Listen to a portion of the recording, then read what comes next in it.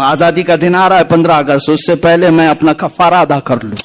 हिंदुस्तान में आज जो हालात चल रहे हैं, इस पर मैं अगर थोड़ी सी बात करूं, क्या हमारे इर्द गिर्द आप नहीं देख रहे, नफरतों का माहौल बढ़ता जा रहा है, जहर इस कदर फैलाया जा रहा है कि लोग मुसलमानों के नाम से चिढ़ने लग जाएं। जो अब तक सेकुलर कहलाते थे वो भी कट्टर होने लग गए, वो भी अब शिद्दत पसंद होने लग गए। यहां दुगली पॉलिसी बहुत ज्यादा उरूज पर है, यानी अपनों के लिए अलग कानून, हमारे लिए अलग कानून, तुम्हारे लिए अलग सिस्टम, हमारे लिए अलग सिस्टम। ये सब चीजें आज देखने को मिल रही हैं। उत्तर प्रदेश के एक छोटे से गांव में 2-4 दिन कबल की न्यूज कि तकरीबन 18 या 19 लोग धर्म परिवर्तन करते हैं, यानी मुसलमान अपना दीन छोड़ करके हिंदू धर्म को अपनाते हैं। न्यूज में ये सब बातें आई, फैल गई, वीडियो भी बनाई गई उनकी। वो हवन करते हुए, वो पूजा पाठ करते हुए अपना धर्म पहले वाला छोड़ करके दूसरे धर्म को इख्तियार कर रहे हैं। जिस पंडित ने उनको धर्म परिवर्तन करवाया उसने इंटरव्यू भी दिया, सारी चीजें चल रही हैं। वो करें तो कोई मसला नहीं, लेकिन अगर कोई एक मुबल्लिग इस्लाम की सच्चाइयां फैलाए तो उस पर NSA लगाया जाएगा। उसे कहा जाएगा कि ये बाहर के पैसे लेकर के लोगों पर जबरदस्ती दीन बदल रहा था। ये दोगली पॉलिसी है। बहरहाल मुझे बात यहां जो अर्ज करनी वो ये है, इन्होंने 18 लोगों को या 19 लोगों को जो धर्म परिवर्तन कराया, जैसे भी हो, इस्लाम किसी के जाने से न रुकता है न मिटता है। अल्हम्दुलिल्लाह, इस्लाम किसी हल्के फुल्के पौधे का नाम नहीं है। ये इसकी जड़ें तहतुस्सरा में, इसकी शाखें औजे सुरैया पर है। पूरी कायनात मिलकर के इस्लाम को हिला नहीं सकेगी। ये अल्हम्दुलिल्लाह मेरा क्या, ये रब्बुल जलाल का चैलेंज है, अल्लाह रब्बुल इज्जत का ये दस्तूर है। इसका कुछ नहीं होने वाला है। जो आ रहे हैं ठीक है, तुम्हारी नजात है, जो जा रहे हैं तुम्हारे लिए जहन्नम है। मैं सवाल ये करता हूं, वो 18-19 लोग जो 3 परिवार के थे, वो धर्म परिवर्तन करके जो चले गए, उसकी वजह क्या बनी, क्यों ऐसा हुआ? मैंने मालूम किया उस वहां के मकामी लोगों से। एक मौलवी साहब थे, उन्होंने ये मैसेज किया कि जिस गांव के लोग हैं वहां तकरीबन 10,000 मुसलमानों की आबादी है। जहां ये लोग बदल गए 10,000 मुसलमानों की। कहा इतने सारे मुसलमान हैं ऐसे इलाके में रहते हुए, फिर भी इनको ऐसा क्या हो गया? कहा कि यहाँ के हालात ऐसे हैं कि अगर आप इस गांव में आएंगे तो फजर की नमाज में 4 लोग मिलेंगे, मगरिब की नमाज में 10 से 15 लोग, 20 लोग मिलेंगे 10,000 की आबादी में। ए मेरे अजीजों, क्या यही मोहब्बत मुस्तफ़ा है जो तुमने इन आमाल को ठुकरा दिया और सिर्फ महफिलों में, मजमों में, जलसों में पुकारते रह गए? जब तक तुम रसूल पाक सल्लल्लाहु तआला अलैहि वसल्लम की जिंदगी पाक को अमली तौर पर अपनी जिंदगी में लाकर दूसरों की जिंदगी में लाने की कोशिश नहीं करोगे, शब खून मारे जाएंगे। इसी तरह से तुम्हारे घरों पर छेद किए जाएंगे, इसी तरह से तुम्हारे किलों को काट करके अंदर से लोगों को ले जाया जाएगा। ये कब तक होता रहेगा? जब तक तुम गहरी नींद सो रहे हो। मेरी दावत सिर्फ इतनी है कि रसूल पाक सल्लल्लाहु तआला अलैहि वसल्लम कल बरोज़े क़यामत अगर पूछें तुमसे, तू मेरा उम्मती है, तू मेरा चाहने वाला है, तू मुझसे मोहब्बत करता है, बता मेरी मोहब्बत कितनों के सीने में तूने डाली? होता तो यही है, हर शख्स अपने महबूब का तज़किरा खुल करके करता है। आप जहां बैठते हैं अपने मोहब्बत करने वालों के तज़किरे करते रहते हैं, दूसरों को भी मनवाते रहते हैं। अरे यहां हालात तो ऐसे हैं कि तुम्हारे पीर को मैं ना मानूं तो मुझे बाहर करते हो, मेरे पीर को तुम ना मानो, हमारे इधर के लोग बाहर करते हैं। हम पीरों के लिए तो इतनी बात रखते हैं, और हुजूर पाक के लिए क्यों नहीं? रसूल मुहतरम सल्लल्लाहु तआला अलैहि वसल्लम के लिए ये एहसास क्यों नहीं है कि मैं अपने नबी कौनैन सल्लल्लाहु अलैहि वसल्लम से बेपनाह मोहब्बत करता हूं? तो सेकेंडरी मेरे ऊपर जिम्मेदारी यही आती है कि मैं दूसरों को भी इस तरह मोहब्बत में तड़पता हुआ देखूं, उनके सीनों में भी मोहब्बत मुस्तफा को देखूं। इस तबलीग को जब छोड़ दिया तब ये हालात ऐसे आ गए हैं। शायर ने सच कहा है, दीवार क्या गिरी मेरे खस्ता मकान की, लोगों ने आने जाने का रास्ता बना लिया। होता ऐसे ही है।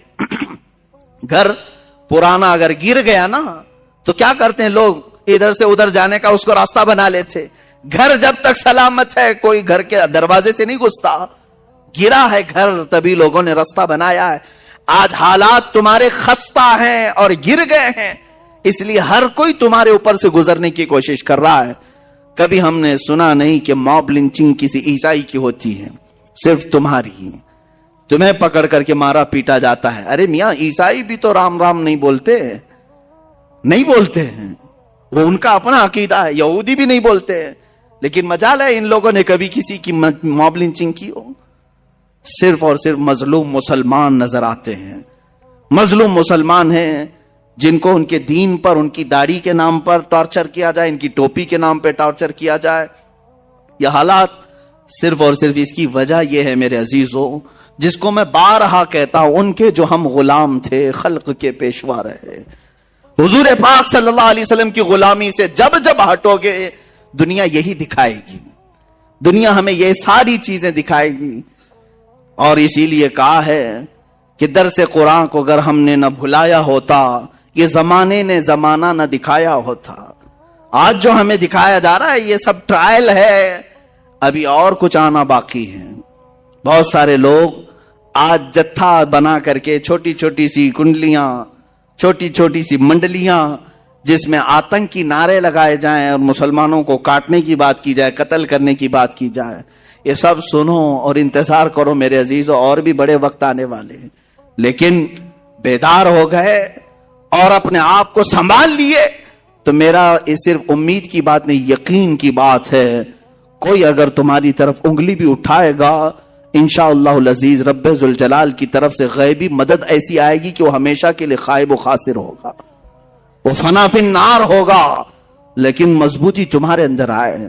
دیکھو میرا مولا مدد کب کرتا ہے، بدر کے وہ 313 جوانوں کو دیکھو، نہتے ہیں، ان کے پاس ہاتھوں میں تلواریں بھی نہیں تھیں، پہننے کے لیے چپلیں نہیں تھیں، سواریاں بھی بہت کم، پیدل گئے ہیں اکثر، دھوپ کا وقت ہے اور ریت والا میدان ہے، سب پورا ریت میں ہے، کتنی آزمائشیں، پلس اس پر رمضان کا مہینہ ہے اور چھاؤں نام کی کوئی چیز ہی نہیں ہے، کوئی درخت تک نہیں ہے سائے کا۔ میرے عزیزوں، جب اس قدر مشقتیں اٹھا کر حضور کی وفاداری کرتے ہیں نا، تب اللہ 5000 فرشتوں کو اتارتا ہے۔ قرآن کہتا ہے لَقَدْ نَصَرَكُمُ اللَّهُ بِبَدْرٍ، اللہ تعالیٰ نے تمہاری مدد نازل کی ہے بدر میں، بدر کے میدان میں مدد نازل فرمائی، حنین میں نازل فرمائی۔ عزیزان گرامی وقار، تمہارے لیے مدد آئے گی، صرف اور صرف شرط یہی ہے، ان کنتم مؤمنین۔ قرآن نے کہا اگر تم ایمان والے ہو، اگر تم ایمان والے ہو، اور ایمان کہتے کسے ہیں؟ لا یؤمن احدکم حتی اکون احب الیہ من والدہ وولدہ والناس اجمعین، تم میں سے اس وقت تک کوئی ایمان والا ہو نہیں سکتا جب تک کہ رسول سے وہ اپنی اولاد، تمام انسانوں اور اپنے ماں باپ سے زیادہ پیار نہ کرے، جب تک حضور سے محبت نہ کرے سب سے زیادہ، اس وقت تک وہ کامل ایمان والا نہیں ہو سکتا۔ تمہیں وہاں پہنچنا ہوگا، گربعون رسیدی تمام بولہبیس۔ اقبال نے کہا اگر تم وہاں تک نہیں پہنچے تو زندگی تو ابو لہب کی طرح ہے، قریب رہ کر کے بھی نہیں پہنچ سکا۔ میرے عزیزو، اب بات میں کرتا ہوں حضور پاک صلی اللہ علیہ وسلم کی رحمت للعالمین کی۔ مجھے کبھی کبھار غم بھی ہوتا ہے، اس بات کا دکھ بھی ہوتا ہے کہ ہم جس زمانے میں جی رہے ہیں آج بھی اس رسول پر ظلم کیا جا رہا ہے، اس رسول پروردگار، رسول رحمت للعالمین حضور پاک صلی اللہ تعالی علیہ وسلم، جو اپنی زندگی پاک میں بھی مشقتیں اٹھاتے رہے، جس رسول کو طائف والوں نے پتھر مارے تھے یا حضور اکرم صلی اللہ علیہ وسلم پر مشقتیں ڈھائی تھیں، اس رسول پاک کو 1400 سال گزرنے کے بعد آج بھی ہندوستان کی سرزمین سے گالیوں کی بوچھار ہو رہی ہے، آج بھی ظلم کیا جا رہا ہے، پھر بھی دنیا یہ کہتی ہے کہ یہ دہشت گرد ہے۔ آج تم نے جتنی گالیاں میرے نبی کو دیں، میں سمجھتا ہوں کسی بھی دھرم کی مقدس شخصیت کو اتنی باتیں نہیں کہی گئی ہوں گی، کسی بھی نہیں۔ مجھے بتاؤ یہودیوں کی جو مقدس شخصیات ہے ان سے کون چھیڑ چھاڑ کرتا ہے؟ نہ ہم نے آج تک گالی دی، دوسرے بھی نہیں۔ عیسائی اور یہودی لڑتے رہتے تھے، الگ بات ہے، عیسائی جن کو مقدس مانتے ہیں ان کو کون گالیاں دیتا ہے؟ پلس ہندو جن کو مقدس مانتے ہیں، ہم کہاں انہیں گالیاں دیتے ہیں؟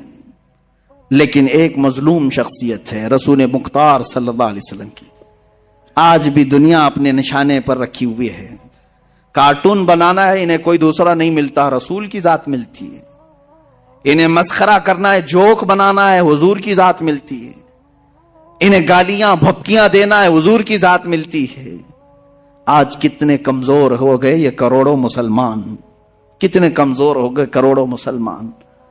وہ عروہ بن مسعود کی بات مجھے یاد آتی ہے, جس کو قاصد بنا کر کے لوگوں نے بھیجا تھا کہ جاؤ دیکھاؤ محمد نے کتنی طاقت جمع کی. عروہ بن مسعود یہ قاصد بن کر کے آئے تھے دشمنوں کی طرف سے, اور حضور صلی اللہ علیہ وسلم کی طاقت دیکھنے آئے تھے کہ یہ للکارتے ہیں کیسر و کسرا کو بھی, سپر پاور کو بھی, ہے کتنی ان کے پاس طاقت. کیا دیکھا تھا انہوں نے, کیا دیکھا تھا؟ جنگی ہتھیار دیکھا تھا حضور کے ساتھ, صحابہ کے ساتھ بہت بڑے ہتھیار دیکھے تھے؟ نہیں, بلکہ وہ کہتے میں نے دیکھا مغرب کی اذان ہوئی, محمد صلی اللہ علیہ وسلم وضو کے لیے نکلے ہیں, وضو کا پانی لایا گیا, وضو جیسی کرنے لگے صحابہ ارد گرد ایسے جمع ہو گئے اتنی بڑی تعداد میں. وہ محمد صلی اللہ علیہ وسلم وضو کے لیے ہاتھ دھوتے ہیں, کلی کرتے ہیں, ناک میں پانی چڑھاتے ہیں, چہرہ دھوتے ہیں.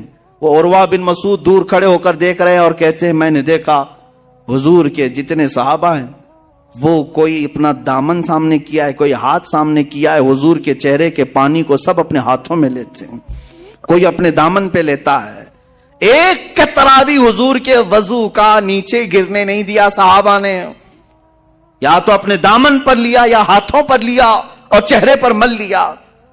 جو پانی جس کو زیادہ ملا وہ اپنا پی لیا. حضور پاک صلی اللہ علیہ وسلم کا لعاب پاک بھی اگر کلی میں نکلا ہے صحابہ نے پی لیا. عروہ بن مسعود یہی دیکھ کر واپس گئے اور اپنے گرو گھنٹالوں سے کہا کہ چھوڑ دو محمد سے لڑنے کی بات. کہا کیا ہے ان کے پاس ہتھیار؟ کہا ہتھیار تو میں نے بہت نہیں دیکھا لیکن دیوانوں کی ایک فوج دیکھا ہے, ان کی تعظیم ایسے کرتے ہیں, کیسر و کسرا کے دربار میں بھی میں نے ایسی تعظیم نہیں دیکھا. ارے وہ دیوانے ایسے ہیں محمد صلی اللہ علیہ وسلم کے وضو کے ایک قطرے کو بھی گرنے نہیں دیتے. ان کے ناک کا پانی, ان کی کلی کا پانی, ان کے جسم کا پانی اپنے بدن پر لیتے ہیں, ہاتھوں پر لیتے ہیں, چہرے پر مل لیتے ہیں. یہ قوم کب رسول کا خون گرنے دے گی؟ وہ قوم جو وضو کے قطرے کو گرنے نہیں دیتی, وہ خون کا قطرہ کہاں سے گرنے دے گی؟ اس لیے چھوڑ دو. میرے عزیزو, دنیا کی طاقتیں اگر ان کے اندر ہلچل مچی ہے اور ان کے اندر لرزہ طاری ہوا تھا تو صرف صحابہ کی یہ دیوانگی کو دیکھ کر, میرے آقا پر وارفتگی کو دیکھ کر کہ یہ ایسے ہیں, یہ جان دینے سے بھی کتراتے نہیں ہیں, اس لیے اس قوم سے لڑنے کا چھوڑ دو. قیصر و کسرا جیسے بڑے سپر پاور ڈر گئے تھے تو صرف صحابہ کی اس وارفتگی کو دیکھ کر کہ یہ حضور کے وضو کا قطرہ گرنے نہیں دیتے. اور آج دنیا اگر تم سے نہیں ڈر رہی ہے تو اس لیے کہ یہ اب اپنے نبی کی حرمت کو, عزت کو کبھی خاطر میں نہیں لاتے, خاطر میں نہیں لاتے. کچھ بھی کرو اپنے رسول کے لیے یہ جھیل لیتے ہیں, برداشت کر لیتے ہیں, اس لیے ان کو خوب گالیاں تو ان کو مارو, کچھ نہیں ہونا ہے. آج اگر تمہارے اندر جذبہ وہی ہوتا جو صحابہ نے اپنے رسول پاک صلی اللہ علیہ وسلم کے لیے پیش کیا. عزیزان گرامی, وہ صحابہ کا جذبہ یہی تھا جو جنگوں میں بھی, سفر میں بھی, حضر میں بھی, حتیٰ کہ وہ نمازوں میں بھی تک حضور پاک کے دیدار کو عبادت کا عین سمجھتے تھے. حضور کی پیروی, حضور کی اطاعت, ان کی دلجوئی کو عبادت سمجھتے تھے اور حقیقت ہے. اور آج ہم نے جو یہ دوریاں اختیار کی ہیں یہی ایک اصل مقصد ہے, اصل سبب ہے, یہی ایک اصل وجہ ہے جو ہمارے اوپر ذلتیں مسلط کی جا رہی ہیں. اب میں بات عرض کرتا ہوں, جس چیز سے حضور پاک صلی اللہ علیہ وسلم کی زندگی پاک میں نے طے کیا تھا بہت دن پہلے ہی کہ اس بار اگر آپ کے درمیان حضور کی سیرت بیان کرنا ہے تو حضور کی مدنی سیرت کو بیان کروں گا. اس لیے کہ بہت سارے لوگ مکی سیرت ہی بیان کرتے ہیں. ہوتا کیا ہے, حضور کی زندگی کے دو حصے ہیں, مکی زندگی ہے اور مدنی زندگی. 53 سال تک حضور کہاں رہے؟ مکہ مکرمہ میں رہے. 10 سال صرف مدینہ طیبہ میں رہے. لیکن پوری 53 سالہ زندگی کو ایک طرف, اعلان نبوت کے بعد حضور نے جب نبوت کا اعلان فرمایا، وہ آپ کی عمر مبارک جب 40 سال کی تھی، 40 سال سے لے کر کے 53 سال تک، یعنی 23 سال نہیں، تقریباً 13 سال حضور پاک صلی اللہ علیہ وسلم کہاں رہے؟ مکہ مکرمہ میں۔ وہ 13 سال کی زندگی اور 10 سال مدینے کی۔ مکی زندگی کو اس لیے بہت سارے لوگ بیان کرتے ہیں کہ وہ بیان کرنے میں کچھ ہونا نہیں ہے، ہاں بس یہ ہے کہ لوگوں کے جذبات ہوں گے، رحم کا معاملہ آئے گا، ارے میرے نبی پر ایسا ہوا ایسا ہوا، مکہ والوں نے ستایا پریشان کیا، طائف والوں نے ستایا پریشان کیا، حضور کا سوشل بائیکاٹ کیا، پتے کھانے پر مجبور کیا، یہ سب مکہ میں ہوا، یہ سب مکہ میں ہوا۔ حضور صلی اللہ علیہ وسلم کے لیے کانٹے بچھائے گئے، یہ مکہ میں ہوا۔ حضور پاک صلی اللہ تعالی علیہ وسلم کے گلے میں کسی نے گمچھا ڈال کر کھینچا، یہ مکہ میں ہوا۔ صحابہ کو جو مارا گیا، یہ مکہ میں ہوا۔ یہی سب مکی سیرت بیان کی جاتی ہے۔ میرے عزیزوں، مدنی سیرت بھی بیان کی جائے، جہاں رسول پاک صلی اللہ تعالی علیہ وسلم نے اسلامی سلطنت کو اسٹیبلش کیا، قائم کیا، اور پھر صحابہ رضوان اللہ تعالی علیہم اجمعین جو وہاں سے نکلے تو پوری دنیا میں سمندر کی طرح پھیلتے چلے گئے۔ وہ مدنی زندگی تھی۔ مدنی زندگی حضور پاک صلی اللہ تعالی علیہ وسلم کی غزوات سے بھری ہوئی ہے۔ غزوہ کس کو کہتے ہیں؟ جنگوں کو۔ اب میں آتا ہوں اصل بات پر، جس لفظ کو بہت سارے لوگ سننا نہیں چاہتے، ہم وہ سنانا ضرور چاہتے ہیں، وہ ہے رسول پاک کی جہاد کی زندگی۔ میرے آقا صلی اللہ تعالی علیہ وسلم نے جہاد کیا ہے کہ نہیں کیا ہے؟ کیا ہے۔ پھر حضور نے جو کیا اس لفظ کو بولنے سے آج ڈرو گے؟ پھر کہو سب کو کہ اگر لفظ جہاد سخت ہے تو پھر مجھے میرے نبی کی آدھی سیرت چھوڑنی پڑ جائے گی۔ میں ہر چیز چھوڑ سکتا ہوں، میرے نبی کی زندگی کا ایک گوشہ بھی نہیں چھوڑ سکتا۔ جو جان مانگو تو جان دے دیں، جو مال مانگو تو مال دے دیں، مگر یہ ہم سے کبھی نہ ہوگا، نبی کا جاہو جلال دیتے ہیں۔ ہم اس میں کمپرومائز نہیں کریں گے۔ حضور کی زندگی سے لفظ جہاد نکالو گے، نہیں نہیں نہیں، جہاد پہ مت بولیے آپ، یہ جہاد وغیرہ پہ بولیں گے تو آپ کو آتنکوادی بنا دیں گے۔ ایسے آتنکوادی بنے تو کوئی فرق بھی نہیں پڑتا، کوئی فرق بھی نہیں پڑتا، اس لیے کہ آلریڈی دنیا ہمیں دیوانہ کہے، پاگل کہے، مجنو کہے، کچھ فرق نہیں پڑتا۔ ایک بار مدینے کے تاجدار یہ کہہ دیں تو میرا ہے، دنیا کچھ بھی کہے، ہمیں اس سے کیا غرض ہے؟ نہ یہ حساب لینے والی ہے، نہ یہ سزا و جزا دینے والی ہے۔ ہمیں جو کچھ لینا ہے وہ مدینے کے تاجدار سے لینا ہے۔ ہم ان کی رضا کے لیے جی رہے ہیں تو پھر ان کے بولنے چھالنے کی فکر کیوں کریں؟ یہ ہمیں کیا کہتے ہیں؟ تم دہشت گرد کہتے ہو، کہہ لو، خوشی سے کہو۔ آتنکوادی مجھے کہتے ہو، کہہ لو، خوشی سے کہہ لو، مجھے کچھ فرق نہیں پڑتا، اس لیے کہ نہ میں نے تمہارے لیے کپڑے پہنے ہیں، نہ تمہارے باپ کا کھانا کھایا ہے۔ ہمارا عقیدہ تو یہ ہے، ہم جیتے ہیں رسول پاک کی زندگی کو دیکھ کر کے، اور ہمارے اشعار میں تو یہ ہم پڑھتے بھی ہیں نا، پانی ہے تیرا پانی، دانا ہے تیرا دانا، پیتے ہیں تیرے در کا، کھاتے ہیں تیرے در کا، پانی ہے تیرا پانی، دانا ہے تیرا دانا۔ اور رسول پاک صلی اللہ علیہ وسلم کی بارگاہ سے ہاں اتنا ڈر ضرور ہوتا ہے کہ کہیں اس دربار سے ہمیں کوئی دور نہ کر سکے۔ شاعر نے بہت اچھا کہا تھا کہ اگر محبت جرم ہے تو سزا دی جائے، اگر محبت جرم ہے تو سزا دی جائے، پر شرط اتنی ہے کہ در محبوب پہ دی جائے۔ بس ہماری خواہش اتنی ہے، مارنا ہے مار لو، حضور کے سامنے مار لو، کوئی فرق نہیں پڑتا۔ اب میں جو عرض کر رہا ہوں، لفظ جہاد کو جو بولنا بھی آج علماء نے ترک کر دیا، اور یہ ظالم یہی چاہتے ہیں۔ میں آپ کو کھل کر کے آج بتاؤں، کھل کے بتاؤں، پوری دنیا کے یہودی اور عیسائی مسلمانوں کے لیے اگر کوئی دو چیزیں نہیں چاہتے کہ کبھی ان کی زبان پر نہیں آنا ہے، تم کچھ بھی کر لو، احتجاج کرنا چاہتے ہو ان کو چھوٹ دے دو، ان کو نمازوں کے لیے بھی چھوٹ دے دو، اذانوں کے لیے بھی چھوٹ دو، مسجدوں کے لیے، عیدگاہوں کے لیے، سب کے لیے چھوٹ دو، تمہیں کہیں آبجیکشن نہیں آئے گا۔ صرف آبجیکشن یہ کریں گے تو دو باتوں پر، دیکھنا اس کے بعد آبجیکشن آئے گا جو میں بات عرض کر رہا ہوں۔ دو باتیں نہ کہی جائیں، دو باتیں نہ کہی جائیں، وہ کیا ہے؟ ایک خلافت کا لفظ استعمال نہ کرو، دوسرے جہاد کا لفظ استعمال نہ کرو، اس لیے کہ انہیں معلوم ہے خلافت عثمانیہ نے ان کی نانی یاد کرائی تھی، انہیں معلوم ہے خلافت عثمانیہ سلطان عبد الحمید نے فرانس کو گھٹنے ٹیکنے پر مجبور کیا تھا، ہر ایک کو گھٹنے ٹیکنے پر مجبور کیا تھا۔ انہیں پتا ہے خلافت آنے کے بعد کوئی عبد الحمید بھی زندہ ہو سکتا ہے، انہیں پتا ہے اگر خلافت آئی تو صلاح الدین بھی اٹھ سکتا ہے، انہیں پتا ہے خلافت اگر آئی تو شہاب الدین غوری بھی آ سکتا ہے، اور آج گنڈے چیخ رہے ہیں، چلا رہے ہیں، انہیں پتا ہے اگر یہ خلافت کی بات کریں گے تو کہیں ٹیپو سلطان نہ آ جائے، کہیں اورنگزیب زندہ نہ ہو جائے۔ ہم عرض کریں گے، ہم بات کریں گے، خلافت کی بھی بات کریں گے اور جہاد کی بھی بات کریں گے۔ میرے عزیزو، جہاد ان کو سمجھانے کی ہمیں کیا ضرورت ہے؟ وہ مصطفیٰ کریم صلی اللہ علیہ وسلم کا جہاد۔ اب لگے ہوئے ہاتھوں میں ایک مختصر سی بات عرض کر دوں، ان کو ایسا لگتا ہے کہ اسلام یہ جہادوں کی بات کر کر کے پھیلایا ہے گیا ہے اور قتل سے پھیلایا گیا ہے۔ شرم سے ڈوب مرو گے اگر میں تاریخ بتا دوں، شرم سے ڈوب مرو گے۔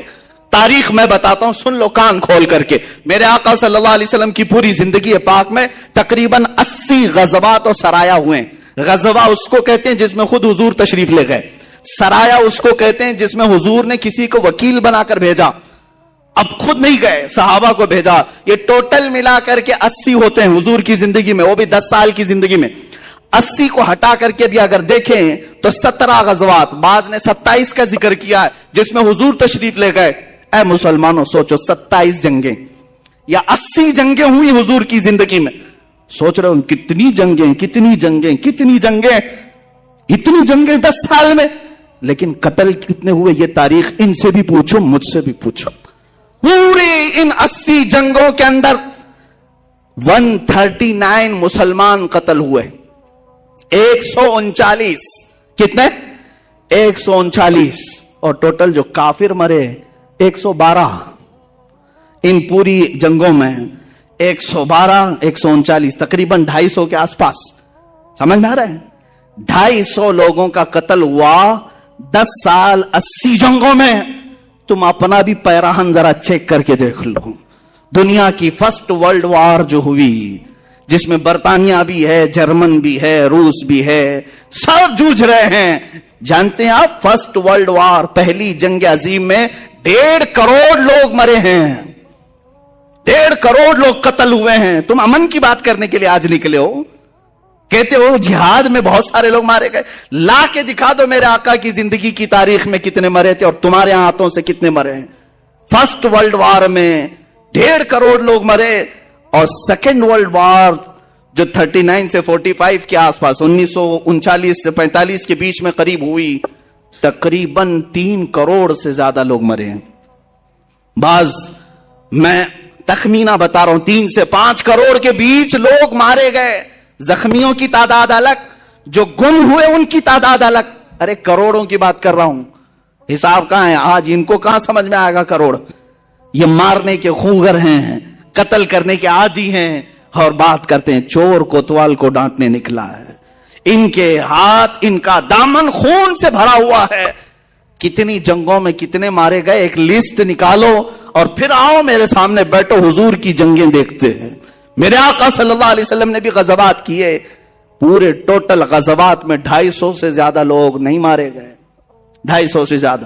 اگر یہ قتل کرنے کے لیے ہی جہاد ہوتا تو لاکھوں کی تعداد یہاں پر بھی ہوتی۔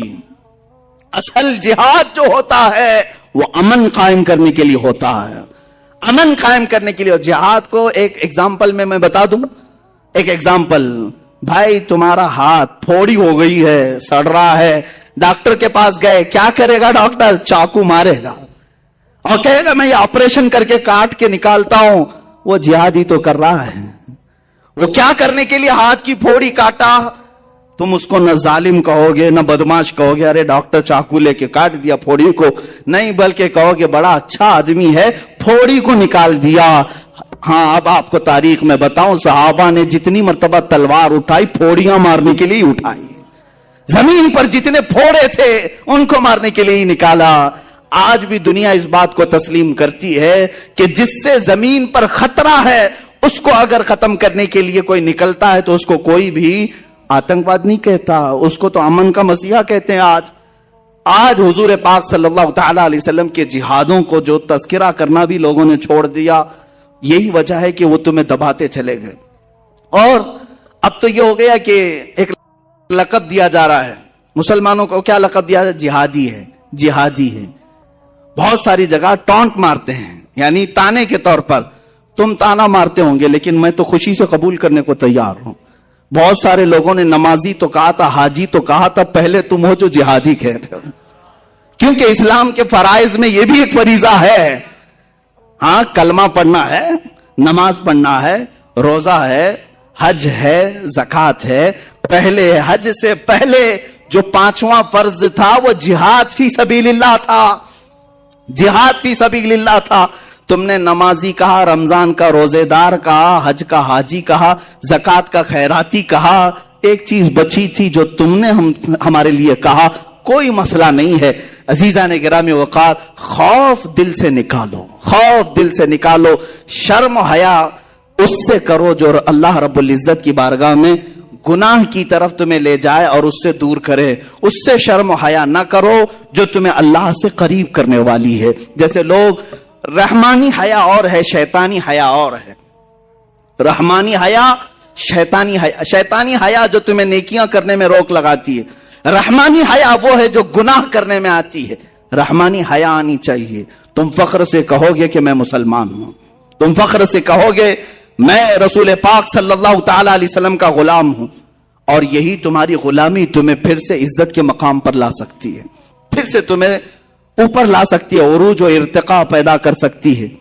اقبال نے کیا ہی بہتر کہا. انہوں نے زندگی بھر یورپ کے دورے، جرمن کے دورے، بہت ساری جگہوں پر دیکھا، اور واپس آ کر کے اپنی قوم کو جو میسج دیا وہ یہی تھا کہ محمد سے وفا تو نے تو ہم تیرے. علاج تمہارا یہی ہے، علاج تمہارا یہی ہے کہ محمد عربی صلی اللہ علیہ وسلم سے وفا کرو.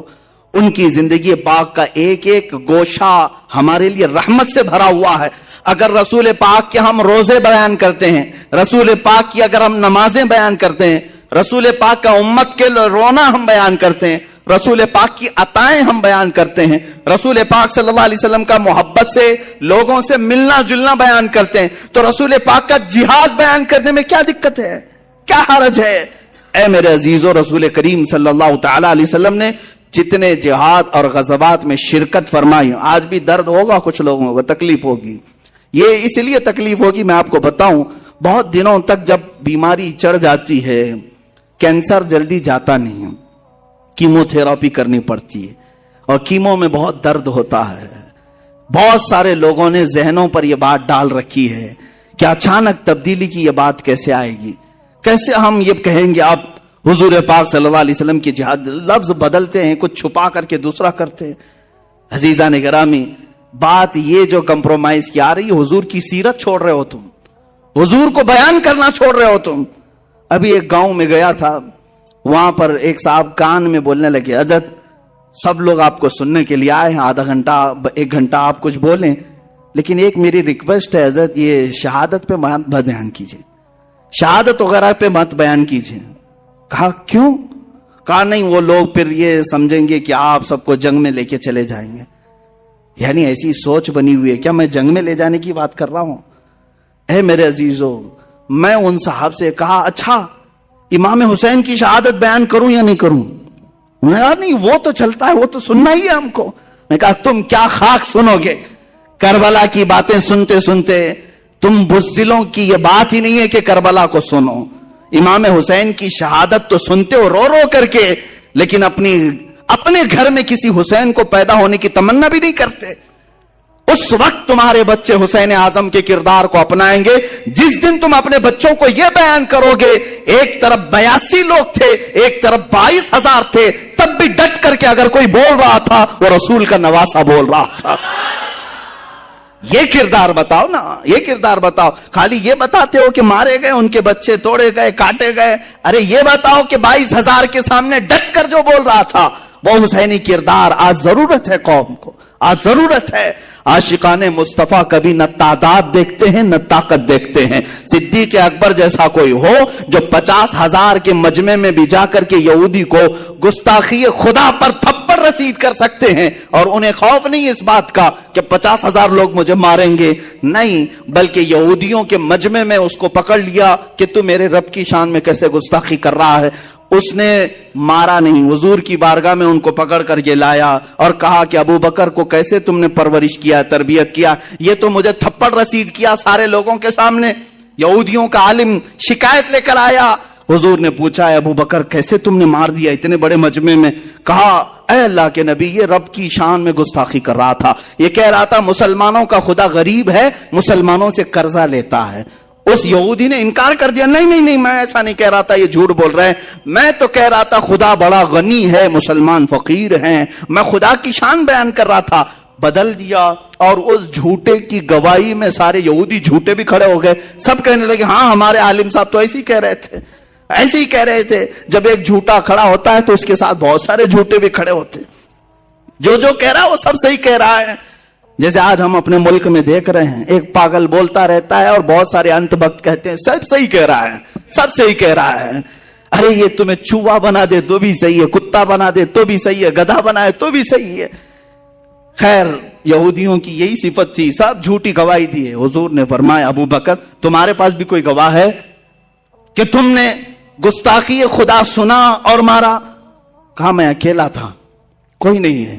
حضور پاک صلی اللہ تعالی علیہ وسلم نے، اب فیصلہ جو کیا جاتا ہے وہ ایویڈنس کے اوپر کیا جاتا ہے نا، آدھار ثبوتوں کے آدھار پہ کیا جاتا ہے، لیکن میرے عزیزو اسی وقت قرآن کی آیت نازل ہوئی، اللہ نے آیت نازل کی، لقد سمع اللہ قول الذین قالوا ان اللہ فقیر ونحن اغنیاء، بے شک اللہ نے سن لیا ہے ان کی بات کہ یہ کہہ رہے تھے کہ اللہ فقیر ہے اور ہم غنی ہیں۔ ابو بکر صدیق کی گواہی دینے پر کون آیا؟ خود خالق کائنات آیا۔ جب حق بات پر کوئی ڈٹ جائے تو اس کی حمایت اللہ کی طرف سے آتی ہے، رب ذوالجلال کی طرف سے آتی ہے، رسول مختار کی طرف سے آتی ہے۔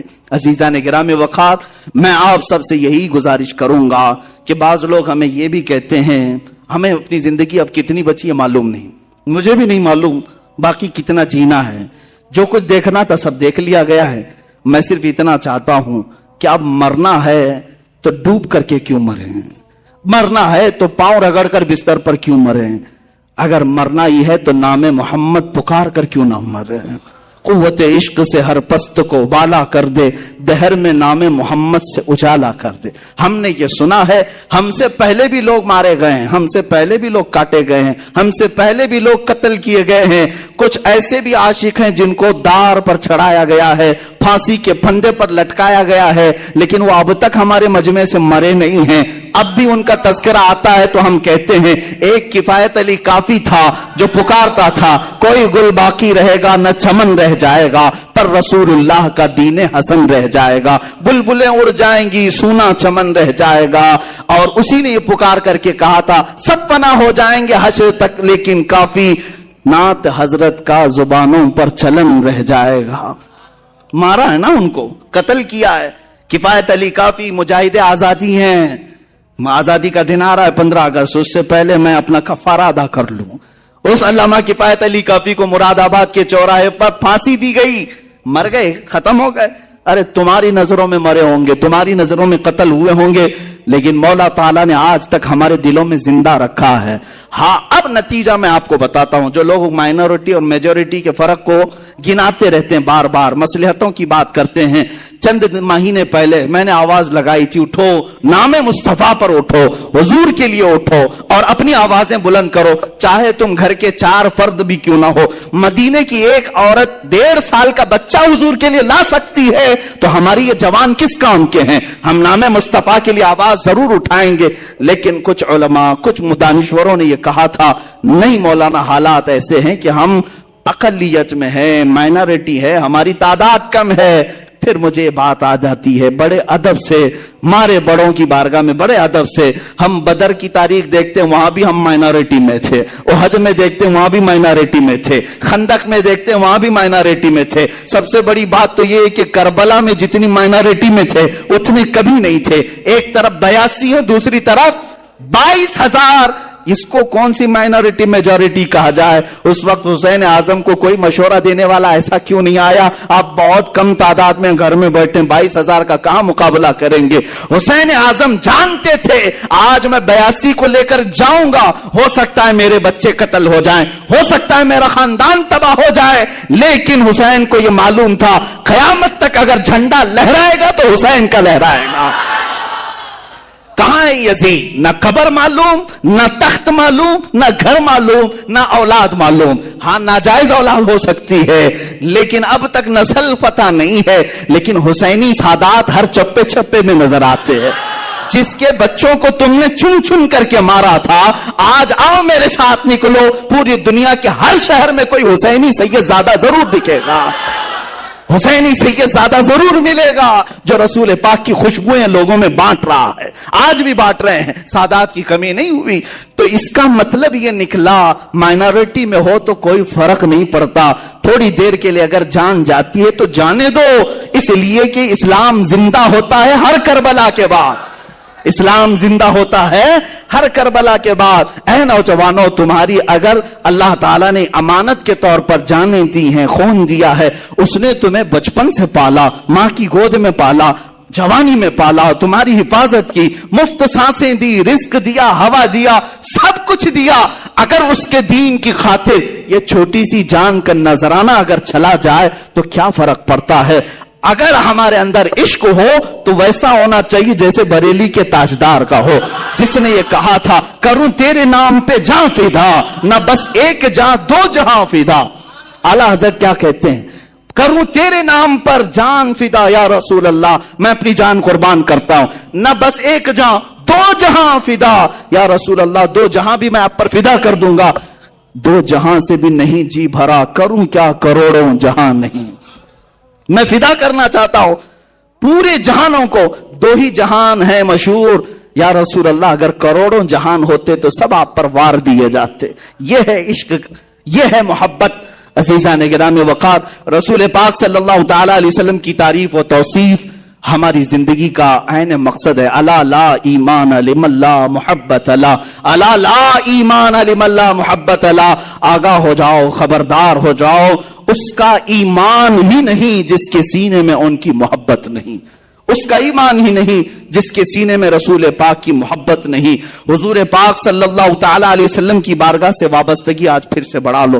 دنیا تمہارے تماشے دیکھنے کو کھڑی ہے، دنیا تمہیں برے انجام تک لے جانے کے لیے کھڑی ہے، لیکن چاہے پوری دنیا ایک طرف ہو جائے، میرا یہ وجدان نہیں، یقین کہتا ہے اگر مصطفیٰ کے قدموں سے وابستہ ہوئے ہم چند مارے جا سکتے ہیں، توڑے جا سکتے ہیں، کاٹے جا سکتے ہیں، قید کیے جا سکتے ہیں، لیکن ایک وقت آئے گا جس کو شاعر نے کہا ہے کچھ دیر کی خاموشی ہے پھر شور آئے گا، کچھ دیر کی خاموشی ہے پھر شور آئے گا، آج تمہارا وقت ہے ہمارا دور آئے گا، انشاءاللہ آج تمہارا وقت ہے ہمارا دور آئے گا۔ تم اپنی یہ ہلکی ہلکی نلکیوں سے جو پکار کر کہتے ہو ہم ان کو کاٹیں گے ان کو کاٹیں گے، انتظار کرو، ایک دن وہ ہنٹر بھی آئے گا جس دن تمہاری گردن پر رکھ کر کے یہ کہا جائے گا تم یہ کہتے ہو ان ملاؤں کو کاٹیں گے، یہ رام رام چلائیں گے، ارے خبیثو تمہیں پتہ نہیں، ہماری نس نس کو کاٹو، ہم اللہ اکبر ہی کہیں، اللہ اکبر کی ہی صدا لگائیں گے۔ تم کیا سمجھتے ہو ہم جان سے مارے جانے کے خوف میں پکار لیں گے اور ہم اپنے دین و ایمان کا سودا کر لیں گے؟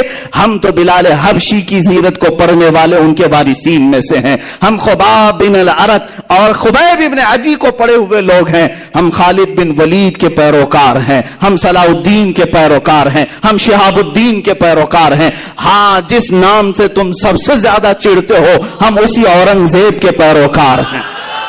الحمدللہ ایمان ہے ہمارے ساتھ، ہم بڑھ چڑھ کر کے کہیں گے، کوئی کمپرومائز نہیں، اس لیے کہ قرآن نے ہمیں یہ سکھایا ہے ہوا سماکم المسلمین، وہ اللہ ہے جس نے تمہارا نام مسلمان رکھا۔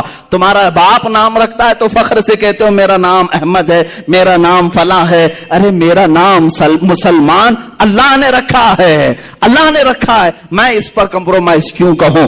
میں اگر کہیں پر بھی ہوں، کسی بھی جگہ ہوں، بازار میں بیٹھا ہوں، تخت پر بیٹھا ہوں، انشاءاللہ العزیز یہی کہا جائے گا کہ میں مسلمان ہوں، مسلمان رہوں گا انشاءاللہ العزیز۔ عزیزان گرامی، آخر میں مصطفیٰ کریم صلی اللہ علیہ وسلم کے دربار سے جوڑتے ہوئے دو چند نصیحتیں ضرور عرض کر جاتا ہوں۔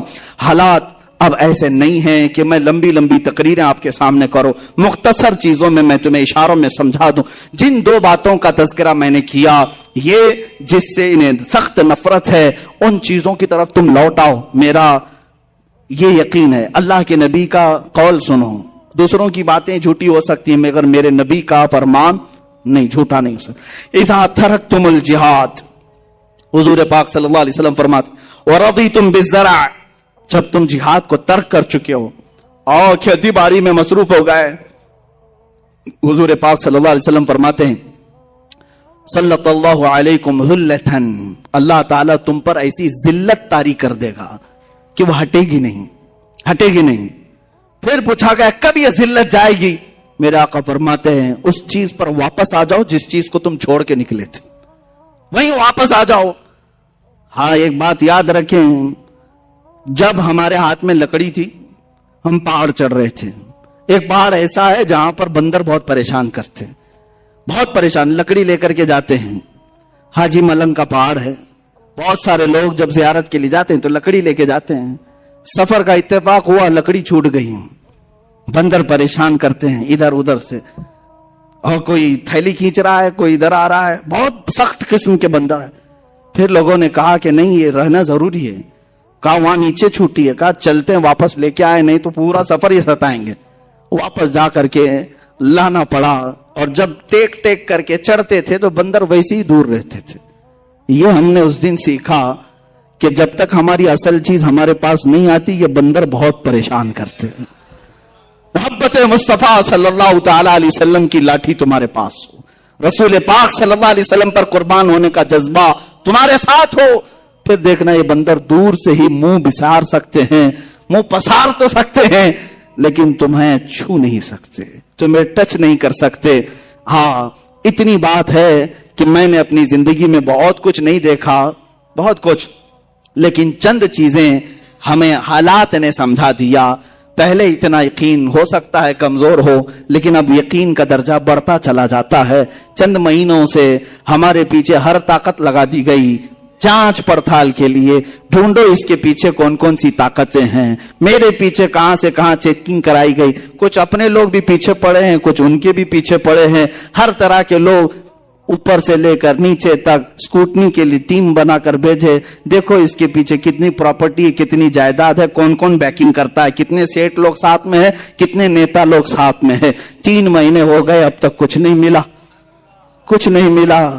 اور اس کے بعد جس صاحب نے مجھے میسج دیا تھا کہ مفتی صاحب یہ سب چیکنگ چل رہی ہے، کون کون بیکنگ کرتا ہے اس کو اٹھایا جائے گا، ہم نے کہا جاؤ انہیں بھی میسج دے دو، پوری زندگی تم ناک رگڑ لو گے، نہیں ملے گا تمہیں۔ کون بیکنگ کر رہا ہے؟ نہیں ملے گا۔ ارے یہاں کیا ملے گا، ہمارا تو یقین قیامت کے دن کے لیے ہے۔ ڈھونڈا ہی کریں صدر قیامت کے سپاہی، وہ کس کو ملے جو تیرے دامن میں چھپا ہو، جس کی بیکنگ تاجدار مدینہ کی طرف سے ہو۔ تم 1000 کوشش کر لو، میرے مرشد نے یہ ہمیں درس دیا تھا، مجھے کیا فکر ہو اختر، میرے یاور ہے وہ یاور، مجھے کیا فکر ہو اختر، میرے یاور ہے وہ یاور، بلاؤں کو جو خود گرفتار بلا کر دیں۔ اور ان کے دادا امام اہل سنت فاضل بریلوی نے ہم سب کو یہ میسج دیا تھا، خوف نہ رکھ رضا ذرا، تو ہے عبد مصطفیٰ، خوف نہ رکھ رضا ذرا، تو ہے عبد مصطفیٰ۔ عبد مصطفیٰ کس کو کہتے ہیں؟ غلام رسول کو کہتے ہیں۔ جب تو کہہ رہا ہے میں مصطفیٰ کا غلام ہو، نبی کا غلام ہو، نبی کا غلام جو ہوتا ہے وہ جنگلوں کے شیروں سے بھی نہیں ڈرتا، ان کتوں سے کیسے ڈرے گا؟ اعلیٰ حضرت فرماتے ہیں خوف نہ رکھ رضا ذرا، تو ہے عبد مصطفیٰ، تیرے لیے امان ہے، تیرے لیے امان ہے۔ لیکن رضا نے ختم سخن اس پہ کر دیا، خالق کا بندہ خلق کا آقا کہوں تجھے۔ بہت کچھ کہا گیا ہے اے رسول پاک آپ کی بارگاہ میں۔ جب جبرائیل نے یہ کہہ دیا آفاق کہا گردیدہ ام بسیار خوبہ دیدہ ام، میں نے کائنات کے ہر ذرے کو چھان لیا ہے، ہر زمین کے حصے کو دیکھ لیا اور بہت اچھے اچھوں کو دیکھا، وہ لیکن تو چیزیں دیگری یا رسول اللہ، اے اللہ کے رسول آپ ہی تو ایک الگ ہی چیز ہیں جس کا نہ کوئی مثل ہے نہ کوئی مثیل ہے. ہوتا بھی کیسے؟ تیرے خلق کو رب نے جمیل کیا، تیری خلق کو رب نے عظیم کیا. کوئی تجھ سا ہوا ہے نہ ہوگا شہا، تیرے خالق حسن و ادا کی قسم. کوئی تجھ سا ہوا ہے نہ ہوگا شہا، تیرے خالق حسن و ادا کی قسم. اور اس رسول پاک کا تذکرہ نہ کریں تو زندہ کیسا رہیں؟ زندگی کے لیے ضروری ہے اس رسول پاک کا ذکر ہوتا رہے. روح کی وہ غذا ہے، کائنات کی وہ اصل ہے. جب تک گاڑی میں پیٹرول ڈلتا ہے وہ چلتی رہتی ہے. مسلمان کی زندگی اگر چلتی ہے تو روح انسان، روح مسلمان محمد عربی صلی اللہ علیہ وسلم کے تذکرہ خیر سے چلتی ہے. میرے آقا کی محبت کے نغمے ہمارے دلوں کو جلا بخشتے ہیں. اور کیوں نہ ہم کریں؟ اس لیے کہ ہمارا ہی عقیدہ ہے یہ، وہ جو نہ تھے تو کچھ نہ تھا، وہ جو نہ ہو تو کچھ نہ ہو. جان ہے وہ جہان کی، جان ہے تو جہان ہے. اگر رسول پاک کا تذکرہ نہ ہو تو پھر نہ ہم ہیں نہ تم ہو. اقبال نے اسی لیے کہا ہے بلبل کا ترنم بھی نہ ہو اور کلیوں کا تبسم بھی نہ ہو، بزم توحید میں تم نہ ہو تو کچھ بھی نہ ہو. حضور پاک صلی اللہ تعالی علیہ وسلم کی ذات اگر نہ ہو تو پھر کائنات کا کوئی ذرہ نہیں ہے. جن چیزوں کو آپ دیکھیں ان میں نور اگر آج ہے تو وہ برکت رسول اللہ کی ہے. اور تمام مداحان رسول نے اپنی اپنی زندگیاں صرف کر دیں، قلم ٹوٹ گئے، سیاہیاں سوکھ گئیں. رسول پاک صلی اللہ علیہ وسلم کی بارگاہ میں کبھی سعدی شیرازی نے پکار کر کے کہا بلغ العلا بکمالہ کشفت دجا بجمالہ حسنت جمیع خصالہ صلو علیہ وآلہ. کہیں سے ادیب لائل پوری نے کہا تیرے عشق کے رنگ میں رنگ جائیں میرے یار. یہ تمام اشعار جب عاشق اپنے مدح کرتے ہیں رسول پاک کی، ان کی زبانوں سے نکلتا رہا. بریلی کے تاجدار نے بھی کہا سرور کہوں کہ مالک و مولا کہوں تجھے، باغ خلیل کا گل زیبا کہوں تجھے. اے جان جان میں جس میں اے جان جان میں جان تجلا کہوں تجھے، حیران ہوں میرے شاہ میں کیا کیا کہوں تجھے. میں چند مصرے پڑھ رہا ہوں، پورے اشعار پڑھنے کی عادت بھی نہیں ہے. تھوڑے سے صرف اس لیے کہہ رہا ہوں کہ دنیا بھر کے مداحوں نے میرے آقا کی شان میں قصیدے لکھے اور قلم توڑ دیے اور ان کی سیاہیاں سوکھ گئی. بریلی کے تاجدار سے اوپر ہم چلتے ہیں، پھر دیکھتے ہیں کس نے کیا کیا کہا.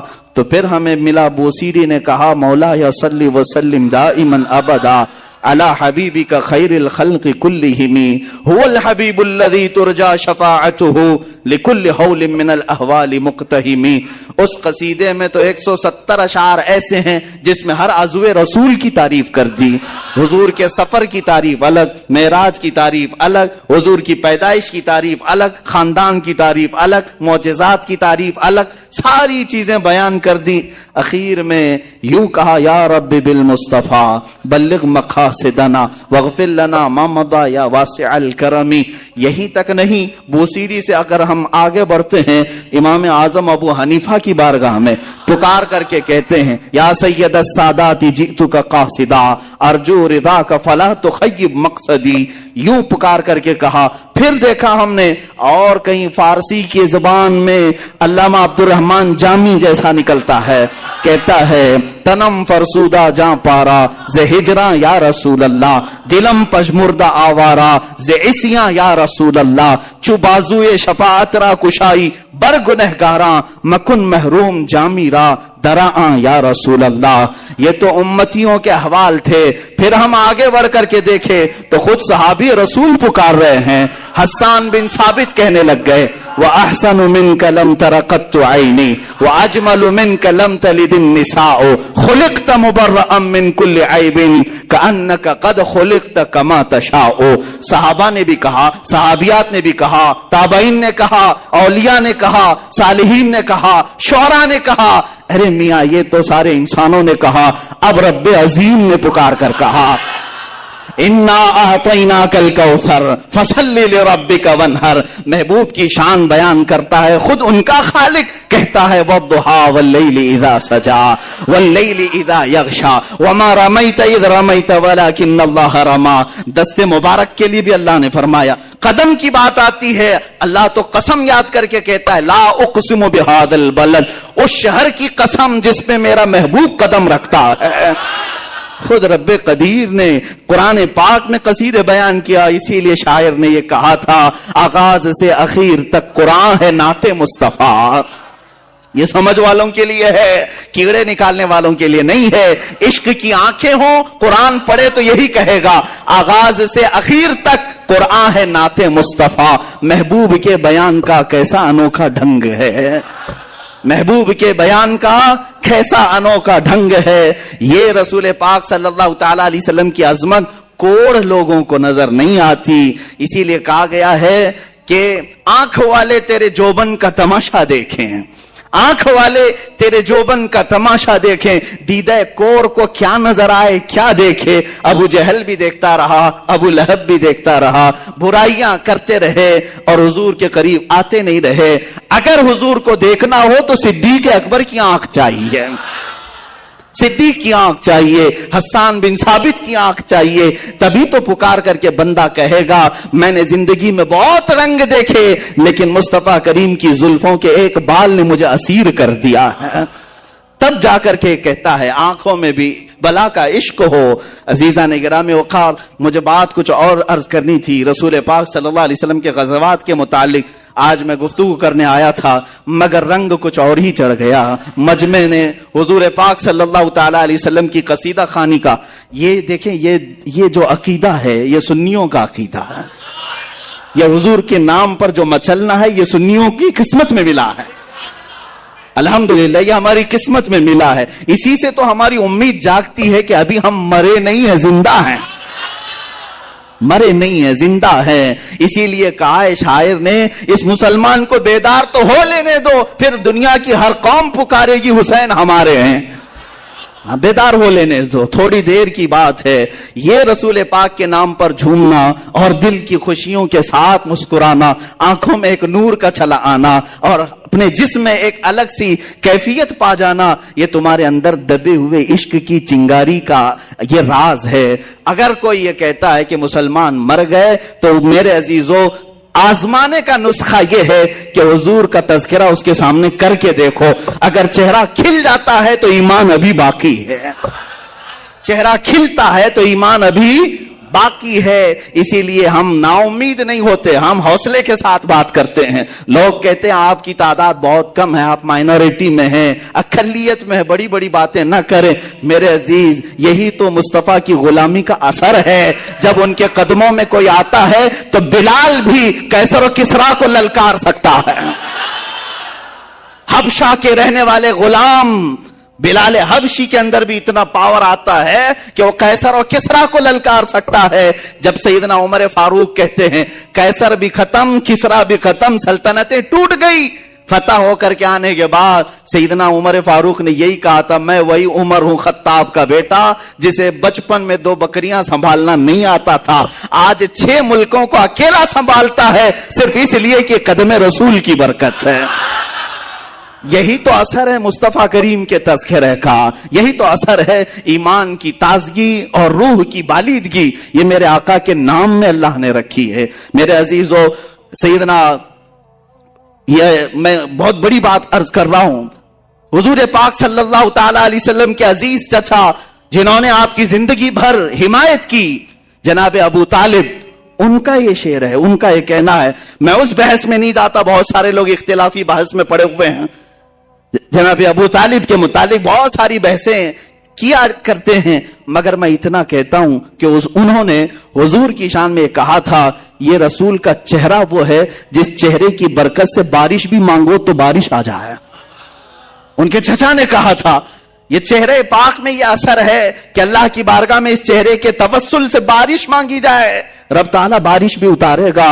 ऐ मेरे अजीजों, तुम अपनी किस्मत पर क्यों ना कुर्बान जाओ, उस रसूल पाक को अल्लाह ने तुम्हारे हिस्से में अता किया है। यही तो कुरान में कहा, लक़द मन्नल्लाहु अलल मुमिनीन इज़ बअस फीहिम रसूलन मिन अनफुसिहिम। उस अल्लाह ने तुम पर बहुत बड़ा एहसान किया है कि तुम्हारे दरमियान अपने महबूब रसूल को पैदा किया है। वो अब तुम पर अज़ाबात नहीं डालता।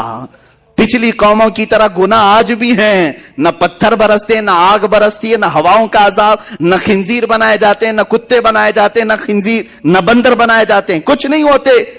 गुनाह आज भी हैं, अजाबात अलग किस्म के आ रहे हैं, अब भी आ रहे हैं, लेकिन वो अजाबात नहीं आते पहले की कौमों के। क्यों? कुरान कहता है इसलिए कि इनके दरमियान मेरा रसूल आराम फरमा। वमा कान अल्लाहु लियुअज़्ज़िबहुम व अंत फीहिम। अल्लाह वो अजाब अब नहीं भेजेगा इसलिए कि तुम्हारे दरमियान मेरा रसूल है। रसूल पाक सल्लल्लाहु ताला अलैहि वसल्लम की बरकत है। मेरे अजीजों, लोग जो ये कहते हैं कम है तादाद में, अकलियत में है, माइनॉरिटी में है, तभी तो मजा है सर चढ़ के बोलने का। ज्यादा है, मेजॉरिटी है, तो तादाद पे भरोसा आ जाता है, असलहे पे भरोसा आ जाता है, घमंड असबाब पर आ जाता है। कम हो और फिर हक बोलो तो अल्लाह पर भरोसा ज्यादा होता है। कम हो और कहीं से कोई ताकत तुम्हारे सपोर्ट में ना हो, फिर बोलो, मजा भी आता है, पीछे रसूल पाक की बैकिंग भी होती है और अल्लाह की इनायतें भी होती है। तुम किस इंतजार में हो? ताकत आए तब बोलेंगे, हुकूमत आए तब बोलेंगे, तब तो तुम अपनी हुकूमत के बलबोते बोलोगे, जैसे आज ये खिंजीर चिल्लाते हैं। वो अपने तख्त के बलबोते बोल रहे हैं, वरना तो इन पाखंडियों की हैसियत क्या है कि ये इस्लाम के खिलाफ बोल सके। तख्त अगर भीख में मिल गया या जाली तरीके से मिल गया तो इस तख्त के जरिए से बोल रहे हैं। कमाल तो उस वक्त है जिसके पास न कोई इलेक्शन की सर्टिफिकेट, न इसके पास कोई दौलत, न मुझ जैसे फकीर के पास कुछ नहीं। अगर मैं बोल सकता हूं तो सिर्फ ये निस्बत रसूल है। अल्हम्दुलिल्लाह, मुसलमान को जो हक बोलने पर कोई चीज आमादा करती है तो वो सियासत, हुकूमत, ताकत नहीं, बल्कि मोहब्बत रसूल आमादा करती, हुजूर पाक सल्लल्लाहु ताला अलैहि वसल्लम की मोहब्बत आमादा करती। अजीज़ान गिरामी वक़ार, रसूल पाक सल्लल्लाहु ताला अलैहि वसल्लम का तज़किरा यह हमारी जानों के लिए, हमारी रूहों के लिए बहुत जरूरी है, बहुत जरूरी ग़िज़ा है। आप खुद महसूस करेंगे, ज्यादा दिन तक अगर हुजूर को नहीं सुनोगे तो दिल मुरझाने लगता है, दिल के अंदर कमजोरियां आती, गुनाह की तरफ बढ़ने लग जाता है। जहां इसे मुस्तफा की याद आ जाए फिर उसकी आंखें भीग जाती हैं, पलट आता है, मस्जिदों की तरफ दौड़ता है, अपने नबी की मोहब्बत में कुछ ना कुछ खैरात, सदकात, मिलाद करने लग जाता है। यह हुजूर पाक से दूर जितना जाओगे बेचैनी उतनी बढ़ती जाएगी, बेसुकूनी, बेकरारी उतनी बढ़ती जाएगी। और इसका अंदाजा करो, जितना करीब होते जाओगे, जितने करीब होते जाओगे, वो नूर के उन जहानों का सफर करने लग जाओगे जहां तुम्हारे बराबर का कोई आ नहीं सकता, कोई आ नहीं सकता। हुजूर पाक सल्लल्लाहु ताला अलैहि वसल्लम से कुर्बत का जो सफर है, ऐ नौजवानों, ये खुशकिस्मत लोगों को सफर मिलता है जो सब कुछ छोड़ दिया हो, जैसे सुहैब रूमी की तरह अपने माँ, बाप, भाई, बहन सबको छोड़कर मक्का से निकले थे। माँ ने पुकार करके कहा, सुहैब तुम्हारे बदन पर जो कपड़े हैं ये हमारे सिलाए हुए हैं, तेरी कमाई के नहीं। वो भी निकाल के दे दिया, वो भी निकाल के दे दिया। मदीने जाना था रसूल पाक की बारगाह में, क्या पहना? टाट के कपड़े, गोनी, जो थैला होता है उसको ओढ़ करके कांटे लगा लिए। इतने पे नहीं, बाप ने गुंडे भेजे रास्ते में और मार तोड़ किया, इतना मारा कि नाक से खून आया। सुहैब उसके बावजूद खामोश नहीं रहे, सफर जारी रखा, सफर जारी रखा, यहां तक कि 8 दिन के बाद कमजोरी के आलम में जख्मों के साथ मदीने पहुंच रहे हैं। तो सहाबा कहते हैं मगरिब का वक्त था, मेरे आका सल्लल्लाहु अलैहि वसल्लम मस्जिद नबवी से बार बार बाहर निकल रहे थे, बार बार बाहर निकल कर देख रहे थे। सहाबा ने पूछा, आका कोई कबीला आ रहा है, कोई वफ्द आ रहा है मुलाकात के लिए? मेरे आका ने फरमाया, नहीं, मेरा एक दीवाना आ रहा है, सबको छोड़ करके आ रहा है, सारी चीजें छोड़कर आ रहा है। वो गैबदा रसूल इंतजार में थे। जब सुहैब पहुंचे, मेरे आका ने सीने से सीना मिलाया, अपनी चादर मुबारक उठाकर उन्हें पहना दिया। हजरत सुहैब कहते हैं, मेरे सारे जख्म काफूर हो गए, जितना दर्द था सब निकल गया, जितना गम था माँ बाप को छोड़ने का, एक बार सीने से सीना क्या मिला, सारे गम तमाम काफूर हो चुके थे। और जिंदगी भर اس چادر کو اپنے جسم سے الگ نہیں کیا. حضرت شعیب اسی چادر کو لے کر قبر میں بھی دفن ہو گئے. اخیر تک وہ کہتے تھے اے لوگوں سنو, دنیا میں اگر سب سے زیادہ عزیز کوئی ہوتا ہے تو وہ ماں ہوتی ہے, سب سے زیادہ محبت کوئی کرتا ہے وہ باپ اور ماں ہوتے ہیں. میں وہ انسان ہوں جس سے ماں اور باپ نے بدن کے کپڑے بھی چھین لیے. جب میرے پاس کوئی لباس نہیں تھا تو مجھے جس نے لباس پہنایا وہ محمد الرسول اللہ ہے. مجھے جو چادر عنایت کی وہ رسول مختار صلی اللہ علیہ وسلم ہے. عزیزان گرامی وقار, رسول پاک صلی اللہ تعالی علیہ وسلم کی جس کیفیت کو, جس صفات کو مجھے آج عرض کرنا تھا وہ یہ تھی کہ اللہ نے انہیں فرمایا اے نبی آپ فرما دیں, قل یا ایھا الناس انی رسول اللہ الیکم جمیعا. اے نبی آپ فرما دیں اے انسانوں میں تم سب کے پاس رسول بن کر آیا ہوں. انی رسول اللہ الیکم جمیعا, سارے انسانوں کے لیے, مسلمانوں کے لیے نہیں. حضور صلی اللہ علیہ وسلم سارے انسانوں کے لیے رسول بن کر آئے. میری یہ دعوت ہے جتنی بھی قومیں آ جائیں ان سب کے لیے بھی حضور رسول بن کر آئے. تمہاری نجات اسی میں ہے کہ رسول پاک کی رسالت کو قبول کر لو. چاہے دنیا میں عیسائیت ہو, یہودیت ہو, جو بھی ہو, ان سب کے لیے میرے آقا صلی اللہ علیہ وسلم رسول بن کر کے آئے, سب کے لیے رحمت بھی بن کر کے آئے.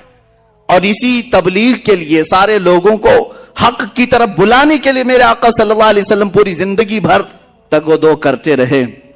محنت شاقہ فرمایا, تبلیغیں کی, اسفار کیے, غزوات کیے, معرکے دیکھے, بہت ساری چیزیں میرے آقا صلی اللہ تعالی علیہ وسلم نے جو برداشت کی وہ صرف اسی مقصد کے لیے کہ رسول صرف مدینے کے لیے نہیں آئے تھے, صرف مکے کے لیے نہیں آئے تھے, بلکہ پوری کائنات کے وہ رسول بن کر آئے تھے. اور سال کے لیے, 5 سال, 10 سال, 100 سال کے لیے نہیں, صبح قیامت تک کے لیے وہ رسول بن کر آئے.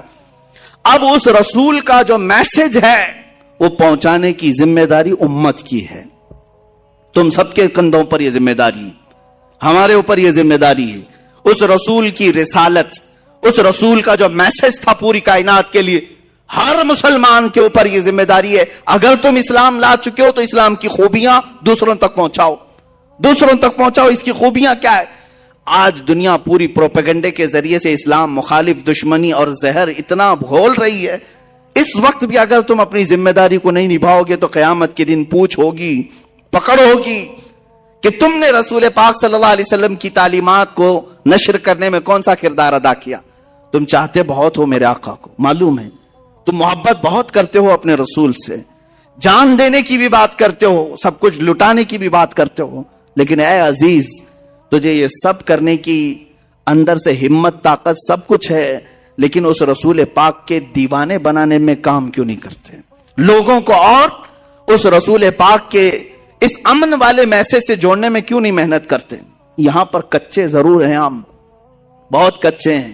کے زیر اہتمام 15 اگست کو آزادی کا جشن ہم ہر سال مناتے ہیں, اور اس میں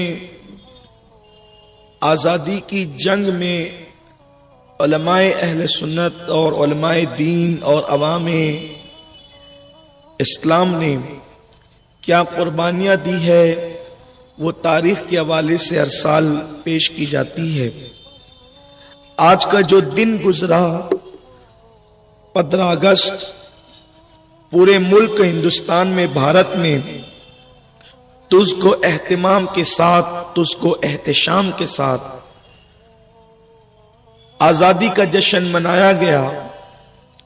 ترنگا لہرا کر, مٹھائیاں تقسیم کر کے, تقریبات کا انعقاد کر کے اسکول اور مدارس میں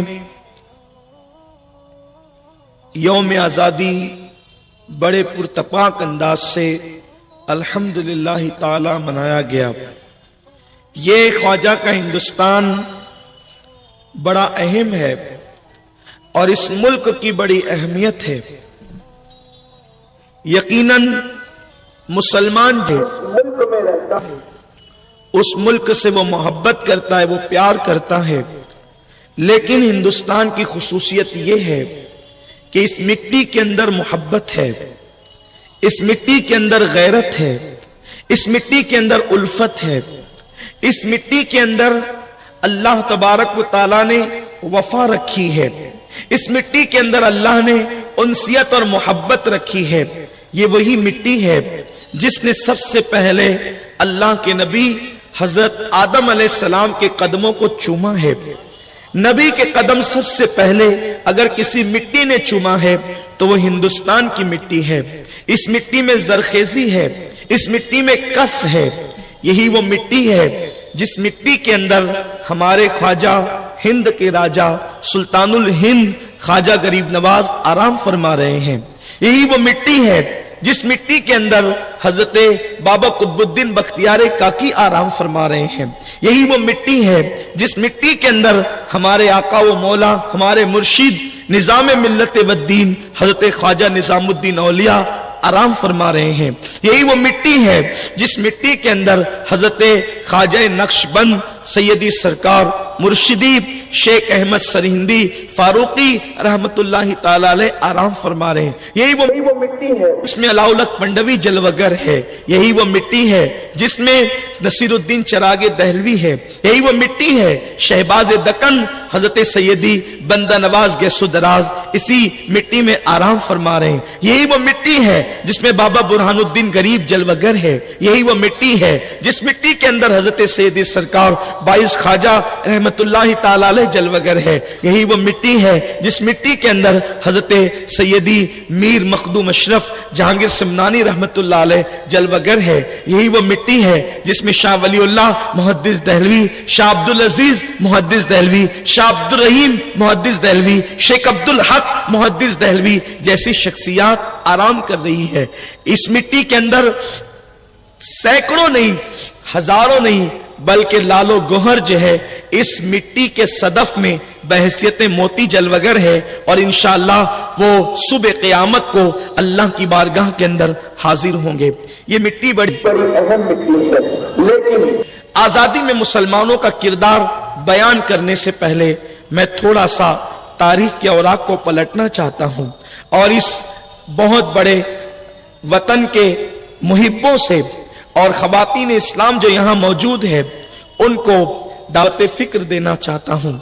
میرے آقا صلی اللہ علیہ وسلم کے دیوانوں، اللہ اپنا ملک جسے چاہتا ہے عطا کرتا ہے، اللہ جسے چاہتا ہے عزت دیتا ہے، اللہ جسے چاہتا ہے ذلت دیتا ہے، وہ جسے چاہتا ہے اسے ملک کا مالک بناتا ہے، جسے چاہتا ہے حکومت اور سلطنت عطا کرتا ہے، جسے چاہتا ہے تخت تاج دیتا ہے، اور جس سے چاہتا ہے تخت تاج چھین لیتا ہے۔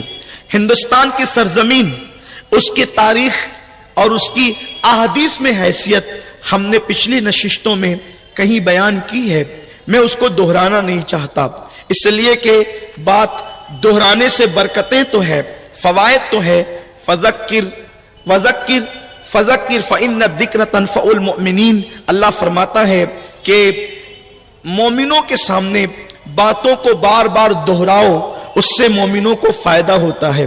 تو اس لیے باتیں ریپیٹ کرنے سے فائدہ تو ہوتا ہے، یاد دہانی تو ہوتی ہے، لیکن آج وہ موقع نہیں ہے کہ میں پھر وہ احادیث پڑھوں جس میں ہندوستان کا تذکرہ ہے، میں پھر ان احادیث کا ذکر کروں جس میں جو ہے وہ غزوات ہند کے حوالے سے بہت ساری باتیں بیان کی گئی ہے، بلکہ ایسی روایات بھی موجود ہے کبھی ہند کی زمین پر حضور علیہ الصلوۃ والتسلیم کا تشریف لانا ثابت کیا جاتا ہے، کبھی مولائے کائنات کی تشریف آوری ثابت کی جاتی ہے، کبھی صوفیہ سے امام مہدی کے ظہور کے بعد امام مہدی کی آمد جو ہے ثابت کی جاتی ہے۔ یقیناً آپ حیرت سے مجھے دیکھ رہے ہوں گے جب میں نے یہ کہہ دیا کہ حضور کی آمد ہندوستان میں ثابت کی جاتی ہے، تو ایک بات اچھی طرح یاد رکھیں، یہ صوفیہ کے مشاہدات ہیں۔ آپ کو صرف ایک بات کہنا چاہتا ہوں، کہیں ایسا نہ ہو کہ اٹھ کے جانے کے بعد یہی عنوان موضوع بحث بن جائے۔ میں آپ کو یہ بتا دینا چاہتا ہوں کہ ہماری اس زمین پر حضرت سیدی شاہ عالم رحمت اللہ تعالی علیہ جلوگر ہے، جب وہ کئی دن تک سبق پڑھانے کے لیے مدرسے میں نہ آئے تو ان کے مدرسے میں اللہ کے رسول صلی اللہ علیہ وسلم طلبہ کو درس دینے کے لیے تشریف لائے، اور جب بعد میں اس کا ثبوت طلب کیا گیا تو مدرسے کے آنگن میں اللہ کے رسول صلی اللہ علیہ وسلم کے قدم پاک کا نقش پتھروں پر موجود تھا. حضور اگرچہ اپنے ظاہری زندگی میں تشریف نہ لائے ہوں, آقا کریم کی ظاہری زندگی میں آمد نہ ہوئی ہو, لیکن یہ بات میں ببانگ دوہل کہنا چاہتا ہوں, حضور کی ظاہری زندگی ہو یا برزخی زندگی ہو, ہم دونوں میں فرق نہیں کرتے. وہ جیسے زمین کے اوپر زندہ تھے ویسے ہی زمین کے اندر زندہ ہے. تو زندہ ہے واللہ, تو زندہ ہے واللہ, میری چشم عالم سے چھپ جانے والے.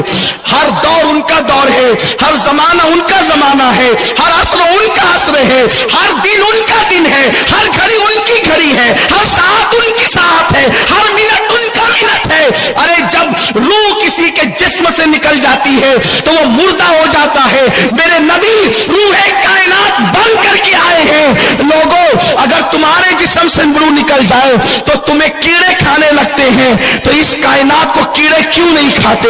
یہ کائنات میں سورج نکلنا بند کیوں نہیں ہوتا؟ یہ کائنات میں روزانہ چاند طلوع ہونا بند کیوں نہیں ہوتا؟ یہ کائنات میں راتوں کا آنا جانا بند کیوں نہیں ہوتا؟ یہ کائنات میں دنوں کا آنا جانا بند کیوں نہیں ہوتا؟ یہ کائنات میں کلیاں کیوں مسکراتی ہیں؟ یہ کائنات میں گلاب کیوں کھلتے ہیں؟ یہ کائنات میں ہوائیں کیوں چلتی ہے؟ یہ کائنات میں بارش کیوں برستی ہے؟ یہ کائنات میں نسیم سحر کیوں آتی ہے؟ یہ کائنات میں باد بہاری کیوں آتی ہے؟ یہ کائنات میں خزاں کے بعد چمن آباد کیوں ہوتے ہیں؟ اس کائنات میں گلستہ پہ بہاریں کیوں آتی ہے؟ اس کائنات میں بلبلیں کیوں چہکتی ہے؟ اس کائنات میں چڑیا کیوں چہکتی ہے؟ اس کائنات میں مرغ بانگ کیوں دیتے ہیں؟ اس کائنات میں مور کیوں ناچتے ہیں؟ اس کائنات میں روزانہ شفق کا جمال کیوں آتا ہے؟ اس کائنات میں روزانہ افق کی سرخی کیوں آتی ہے؟ اس کائنات میں روزانہ چلنے والے کیوں چلتے ہیں؟ اس کائنات میں رونے والے کیوں روتے ہیں؟ اس کائنات میں سونے والے کیوں سوتے ہیں؟ اس کائنات میں اٹھنے والے کیوں اٹھتے ہیں؟ اس لیے کہ پھولوں کا کھلنا زندگی کی علامت ہے, دریاؤں کی روانی حیات کی علامت ہے, نسیم سحر زندگی کی ضمانت ہے, شفق کا جمال کسی کی زندگی کی ضمانت دے رہا ہے. یعنی کائنات کو آپ زندہ مانتے ہیں تو یہ ظاہر سی بات ہے, روح موجود ہے تو کائنات موجود ہے. تو وہ روح کیا ہے؟ میرے امام کہتے ہیں وہ جو نہ تھے تو کچھ نہ تھا, وہ جو نہ ہو تو کچھ نہ ہو, جان ہے وہ جہان کی, جان ہے تو جہان ہے. میرے آقا روح کائنات ہے. ایک مرتبہ یہ روح نکل گئی تھی اور نامکاں پر چلی گئی تھی تو کائنات کا نظام تھم گیا تھا, لیکن وہ روح کائنات ہمارے درمیان موجود ہے, بلکہ ہمارے درمیان کیا ہمارے گھروں میں موجود ہے. ملا علی قاری لکھتے ہیں کہ ہر مومن کے گھر میں روح مصطفیٰ موجود ہے. اتنے قریب ہے, اتنے قریب ہے, اتنے قریب ہے. سنیوں, میرا عنوان آج وہ نہیں, تمہیں نہ کسی کی دعا کی ضرورت ہے, نہ تمہیں کسی کی دوا کی ضرورت ہے, نہ تمہیں کسی تعویذ کی ضرورت ہے, کیونکہ تمہارا نبی 24 گھنٹے روح مصطفیٰ تمہارے گھروں میں موجود ہے. بشرط یہ ہے کہ تم مومن ہو جاؤ. جو مومن ہے اس کے گھر میں مصطفیٰ جان رحمت کی روح موجود ہے. لیکن اسے مومن کہلانے کا حق کیا ہے کہ جس کے گھر میں سیریل کے نام پہ کفر یا کلمات بجتے ہوں؟ انہیں مومن کہلانے کا حق کیا ہے؟ جن کی بیٹیاں بے پردہ بائک چلاتی ہو انہیں مومن کہلانے کا حق کیا ہے؟ کہ معاذ اللہ جن کے بچے شراب کے اڈوں کو آباد کرتے ہو انہیں مومن کہلانے کا حق کیا ہے؟ جن کی اولادیں کتا گولیاں کھا کر نشے میں پڑی رہتی ہو انہیں مومن کہلانے کا حق کیا ہے؟ جو چند سکوں کے عوض میں ایک دوسرے کا قتل عام کرتے ہو انہیں مومن کہلانے کا حق کیا ہے؟ کہ جو معاذ اللہ ایک دوسرے سے حسد کرتے ہو, ایک دوسرے کی غیبت کرتے ہو, ایک دوسرے کا برا سوچتے ہو. مومن کی شان تو یہ ہے, مومن وہ ہے جو ان کی عزت میں مرے دل سے, مومن وہ ہے جو ان کی عزت میں مرے دل سے انہیں جانا انہیں مانا, نہ رکھا غیر سے کام. للہ الحمد, میں دنیا سے مسلمان گیا لیکن ایسوں کو میں کافر بھی نہیں کہتا, لیکن یہ ضرور کہتا ہوں ہوں کہ جو کلمہ پڑھتے ہیں اللہ اللہ اور کلمے کا تقاضا پورا نہیں کرتے وہ مسلمان تو ہے لیکن کامل مومن نہیں ہے، اور جو کامل مومن ہے اس کے گھر میں روح مصطفیٰ صلی اللہ علیہ وسلم موجود ہے۔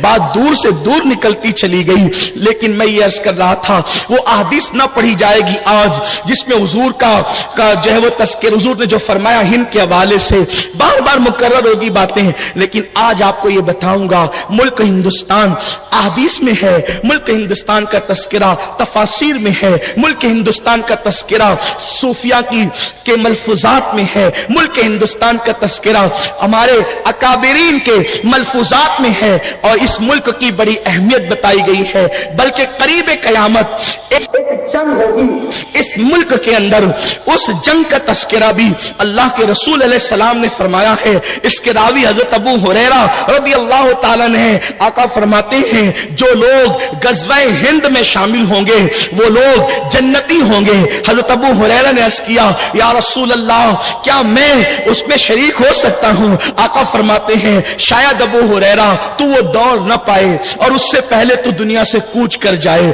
میرے آقا علیہ السلام کے دیوانوں ایک بات یہاں یاد رکھے، غزوہ اس کو کہتے ہیں جس میں اللہ کے رسول بنفس نفیس شریک ہوتے ہیں، اسی کو غزوہ کہتے ہیں، لیکن حضور علیہ السلام اس میں بظاہر شریک نہیں ہوں گے، پھر بھی اس کو غزوہ ہند کیوں کہا گیا ہے؟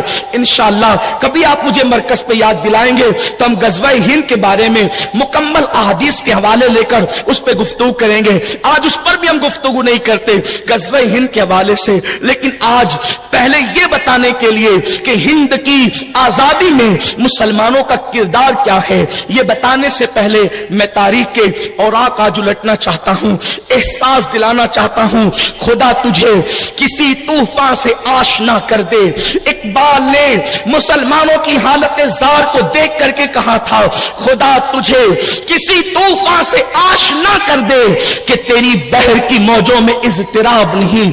جس قوم کے سینے کے اندر اضطراب نہیں ہے وہ قوم زندہ قوم کہلانے کے قابل نہیں ہے۔ آؤ اپنے ماضی کی سیر کرتے ہیں، اسکول نمبر 14 کے گراؤنڈ میں بیٹھ کر آئیے تھوڑا سا ماضی کے اندر چلتے ہیں، ماضی کے جھروکے میں جھانکتے ہیں، وہ ماضی جو بڑا حسین ہے۔ اور یاد رکھنا بہت سارے لوگ کہتے ہیں کیا ماضی ماضی کی بات کرتے ہو، حال کی بات کرو جو بے حال ہے۔ ہم کہتے ہیں میرے عزیز جب تک کہ انسان کے سامنے اپنا تابندہ ماضی نہ ہو اس وقت تک کہ اس کا حال معتبر نہیں ہوتا، اور جس کا حال معتبر نہیں ہوتا اس کا مستقبل کبھی تابندہ نہیں ہوتا۔ ماضی کی بنیادوں پر حال میں مستقبل کے لیے عمارتیں تعمیر کی جاتی ہے۔ اب آئیے ہم اسی طرف چلتے ہیں، آئیے مدینہ منورہ کی زمین ہے، سرزمین مدینہ طیبہ ہے، اور مدینہ منورہ کی زمین پر حضور علیہ السلام کے مزار مقدس کا خادم سیر الاولیاء کے مطابق، سیر الاولیاء کے بیان صاحب سیر الاولیاء کے بیان کے مطابق اپنے الفاظ کے جامع میں وہ بات عرض کروں، ان تصورات اور تخیلات کی طرف آپ کو لے کر کے چلوں۔ خادم بارگاہ رسالت اچانک حجرے مصطفیٰ کریم سے باہر آتا ہے اور کہنے لگا، مسجد نبوی کے محدثین کو کہنے لگا تم میں معین الدین کون ہے؟ آج تھوڑا سا میں مائک پہ کھانسوں گا، مجھے معاف کر دیجئے گا، اس لیے کہ تھوڑی سی طبیعت اچھی بہت ہے لیکن پروگرام کے موافق نہیں ہے کہ مومن کی طبیعت کبھی خراب نہیں ہوتی۔ میں وہ مومن ہوں کہ ہم شفا کی نہیں بلکہ یوں دعا کرتے ہیں جان ہے عشق مصطفیٰ روز فضو کرے خدا، جس کو ہو درد کا مزہ ناز دوا اٹھائے کیوں، بیماری کا شکوہ مائک پہ کر کے یار کی شکایت نہیں کرنا چاہتا، لیکن اتنا چاہتا ہوں طبیعت بہت اچھی ہے لیکن پروگرام کے موافق نہیں ہے۔ اب آپ اس کو سمجھیں، اس لیے اگر میں جگہ جگہ پر کھانس دو، اللہ کرے نہ آئے کھانسی، لیکن اگر آ جائے تو نازک طبیعت کے لوگ مجھے معاف کر دیں، اس لیے کہ محفل کے آداب کے خلاف ہے اونچی آواز میں کھانس دینا یا چھینک دینا۔ اب میں مائک میں کھانسوں یہ تو زیادہ آداب محفل کے خلاف ہوں گا۔ میں چاہتا تھا کہ احبابی پروگرام چلا لیں لیکن طبیعت گھر بیٹھنے نہیں دیتی، اس لیے کہ پتہ نہیں زندگی کتنی وفا کرتی ہے، اس کی کوئی گارنٹی نہیں ہے۔ دل کے جذبات کسی کے دل میں منتقل ہو جائے تاکہ اس کے لیے اور میرے لیے نجات کا ذریعہ بن جائے۔ کل یا شاید پرسوں ایک ساتھی کا میسج آیا جس نے میری آنکھوں کو نمناک کر دیا، میری آنکھوں سے آنسو نکل پڑے، اس لیے کہ اس نے مجھ سے کہا میں نے فضائل درود پر آپ کا بیان سنا اور اس دن سے میں نے روزانہ 5000 مرتبہ حضور پہ درود پڑھنا شروع کر دیا۔ میں نے سوچا کہ بیان کرنے والا وہیں رہ گیا، سننے والا آگے نکل گیا۔ میں نے تو 5000 مرتبہ درود نہیں پڑھا روزانہ، لیکن کوئی سن کے پڑھ رہا ہے، اللہ کرے اسی کا پڑھنا میرے لیے نجات کا ذریعہ بن جائے۔ تو بس اسی جالالچ کے تحت آتے ہیں تاکہ آپ کے دل میں بات اتر جائے۔ تو آئیے ماضی کے جھروکوں میں جھانکتے ہیں، وہ تصورات کی دنیا۔ سیر الاولیاء کو میں اپنے اس کا اقتباس اپنے الفاظ کے جامع میں عرض کروں۔ محدثین مسجد نبوی کے پاس وہ خادم آ کر کہتے ہیں تم میں معین الدین کون ہے؟ چلو اللہ کے رسول بلا رہے ہیں، جبکہ حضور کو پردہ فرمانے تقریباً 5 صدیاں بیت چکی ہے۔ 5 صدیاں جس کی میت کو بیت جائے اس کی ہڈیاں بھی پگھل جاتی ہے، اس کی قبر کا نشان بھی مٹ جاتا ہے، لیکن حضور علیہ السلام اللہ کے نبی ہے۔ صرف نبی نہیں بلکہ نبی الانبیاء ہیں، سید الانبیاء ہیں، جانے کائنات اور روح کائنات ہے۔ 5 صدیاں حضور کو بیت چکی ہے، اللہ کا نبی زندہ ہے۔ فنبی اللہ حی یرزق، اللہ کا نبی زندہ ہے، اسے روزی دی جاتی ہے۔ آواز آئی اس خادم کی طرف سے، حضور طلب فرما رہے ہیں اس محفل میں جو محدثین بیٹھے تھے۔ دراصل معین الدین کا مطلب ہوتا ہے دین کی مدد کرنے والا یا دین کا مددگار۔ تو دین کی مدد کرنے والا کون ہے؟ تو سب نے کہا ہم دین کی خدمت کرتے ہیں اس لیے دین کے مددگار ہم ہیں۔ سب نے کہا انا معین الدین، میں معین الدین ہوں۔ لیکن اس میں ایک ذات تھی جس کا نام حسن ابن غیاث الدین تھا۔ دراصل معین الدین کوئی نام نہیں ہوتا، معین الدین ایک لقب ہوتا ہے، لقب اور نام میں فرق ہوتا ہے۔ اللہ اکبر، جیسے نظام الدین یہ نام نہیں یہ لقب ہے، ان کا اصل نام محمد احمد بدایجونی ہے۔ اسی طریقے سے آپ دیکھتے چلے جائیں، علاء الدین لقب ہے، ان کا اصل نام علی احمد صابر کلیری ہے۔ اسی طریقے سے اور آپ آگے دیکھتے چلے جائیں، احد الدین یہ لقب ہے، ان کا اصل نام محمد اشرف جہانگیر ہے۔ میرے پیارے آقا علیہ السلام کے پیارے دیوانوں، حسن ابن غیاث الدین، سید محمد حسن ابن سید غیاث الدین نام کا ایک محدث اپنی جگہ بیٹھا رہا سر جھکا کے۔ میں نے کیا دین کی خدمت کی ہے جو میں معین الدین کہلانے کا حقدار ہو جاؤں؟ عاجزی تھی، عاجزی بٹھا گئی اور لوگ اپنی خدمات کے تصور سے کھڑے ہو گئے۔ اس خادم نے کہا ایک معین الدین کو طلب کیا جا رہا ہے، اتنے سارے معین الدین کو نہیں، رکو میں پوچھ کر کے آتا ہوں کہ معین الدین کون سا معین الدین چاہیے۔ قبر رسول پہ حاضر ہوئے اور عرض کی حضور اتنے سارے وہاں معین الدین ہیں، کون سا معین الدین چاہیے؟ تو قبر رسول سے آواز آئی معین الدین حسن چشتی کو بلا کر کے لاؤ، معین الدین حسن چشتی کو بلا کر کے لاؤ۔ جب یہ بات آ کر خادم نے کہا تو سب بیٹھ گئے اور جو عاجزی سے بیٹھا تھا وہ روتے ہوئے کھڑا ہو گیا۔ ہم تو اپنے آپ کو اس قابل نہ سمجھتے تھے کہ ہمیں بھی شان سے بلایا جائے گا، لیکن یہ بات وہ معین الدین حسن چشتی جسے ہم سرکار غریب نواز کے نام سے جانتے ہیں، انہوں نے بابا قطب سے کہا بابا قطب جب اس تصور کے ساتھ میں پہنچا کہ بارگاہ رسالت سے طلبی ہوئی ہے جا کے قبر رسول کی زیارت کر لوں گا، لیکن جیسے حجرے میں قدم رکھا تو میں نے قبر شریف کی نہیں بلکہ وجود مصطفیٰ کی زیارت کی ہے، آقا کا جلوہ جہاں دیکھا ہے۔ حضور نے کہا معین الدین تمہیں ہندوستان جانا ہے۔ بس جس دن ہندوستان کے اندر حضور نے اپنا نمائندہ بنا کر اپنے بیٹے کو کہا کہ تمہیں ہندوستان جانا ہے، عرض کی حضور میں ہندوستان کا نام تو سنتا رہا، میں نے کبھی ہندوستان دیکھا نہیں ہے، میرے نبی نے اپنی ہتھیلی پر ہندوستان دکھا دیا۔ لوگ ہندوستان کو مٹانا چاہتے ہیں، کوئی ہو ہم دنیا بھر کے لوگوں کو بتانا چاہتے ہیں نبی کی انگلی سے بنائی ہوئی لکیریں جب جنگ بدر کا ہنگامہ رسول کی انگلی سے بنائی ہوئی لکیروں کو نہیں مٹا سکتا، जंग का हंगामा, जंग का, बद्र के जंग का हंगामा नबी की उंगली नास से बनाई हुई लकीरों को नहीं मिटा सकता। जिसका नक्शा नबी अपनी हथेली पर दिखाएं, उस हिंदुस्तान को दुनिया का कौन सा मुल्क मिटा सकता है? हम हिंदुस्तानी हैं और हम हिंदुस्तान को इस अंदाज से मानते हैं, लेकिन दरअसल लोगों को क्या पता, हर आदमी अपने हाल पे कयास करता है। बात इतनी है, एक शख्स तहज्जुद के लिए उठा, वो तहज्जुद का पाबंद था, मस्जिद जाने लगा तहज्जुद के लिए, और दूसरा चोरी के लिए जाने लगा। तो तहज्जुद गुजार ने चोर को देख करके सोचा, ये भी मेरी ही तरह तहज्जुद गुजार होगा जो किसी मस्जिद में सजदे के लिए जा रहा है। और चोर ने तहज्जुद गुजार को देखकर सोचा, ये मेरी ही तरह चोर होगा, किसी का घर लूटने जा रहा है। आदमी अपने हाल पे कयास करता है। हम लोग सबको मुहिब्बान वतन समझते हैं, इसलिए कि दिल में हुब्बे वतन का चिराग जल रहा है। अगर किसी को कुछ और समझ में आता है तो अपने हाल पर कयास करता है इंसान। बहरहाल मैं उस तरफ नहीं जाता और न मेरी तबीयत उस तरफ इस वक्त माइल है। तो हमारे नबी ने अपना नुमाइंदा बनाकर भेजा। उस दिन से लेकर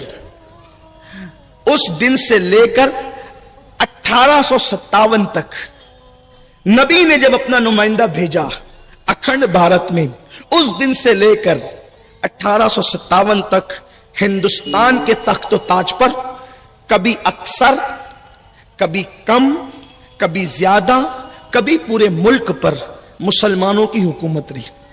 कभी चंद सूबाजात पर, चंद रियासतों पर, कभी पूरे मुल्क पर, कभी अक्सर रियासतों पर, कभी थोड़ी रियासतों पर। लेकिन उस दिन से मुसलसल 1857 तक हमारी हुकूमत है।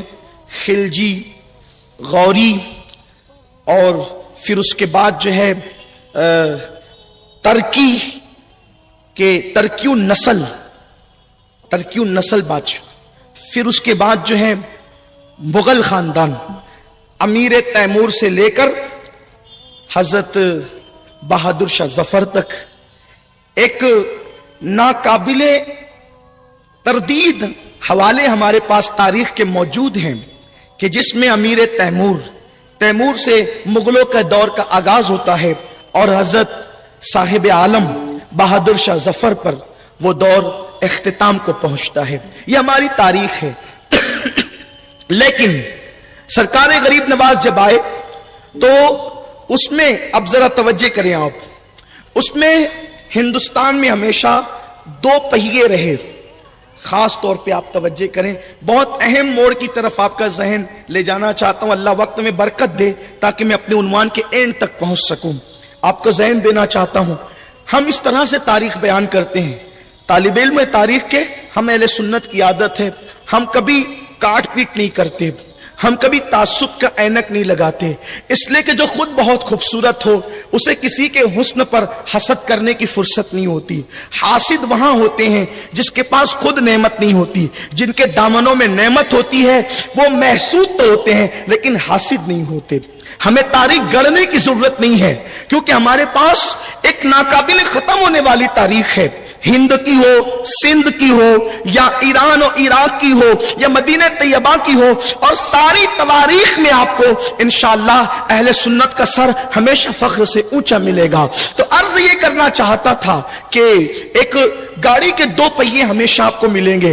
एक तरफ सूफियाए किराम, औलिया अल्लाह जो अल्लाह की बातनी हुकूमत चलाते हैं, और एक तरफ इस्लामी बादशाह जो अल्लाह की जाहिरी हुकूमत चलाते हैं।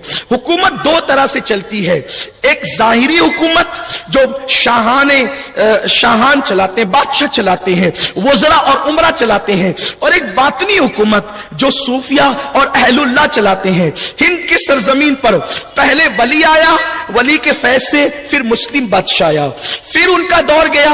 आप देखें دیکھیں خلجی کو سنبھال رہے تھے غریب نواز، پھر اس کے بعد بابا قطب سنبھال رہے تھے شمس الدین التمش کو، پھر اس کے بعد آپ دیکھیں کہ اللہ اکبر حضرت محبوب الہی پھر جو ہے سہارا دے رہے خلجی کو، پھر اس کے بعد یعنی کہ اس طریقے سے کبھی سلیم چشتی آتے ہیں، کبھی حضرت نظام الدین آتے ہیں، کبھی بابا برہان الدین غریب آتے ہیں، کبھی حضرت باعث خواجہ آتے ہیں، کبھی علاؤ الحق پنڈوی آتے ہیں. اس طریقے سے ایک سلسلہ ہے.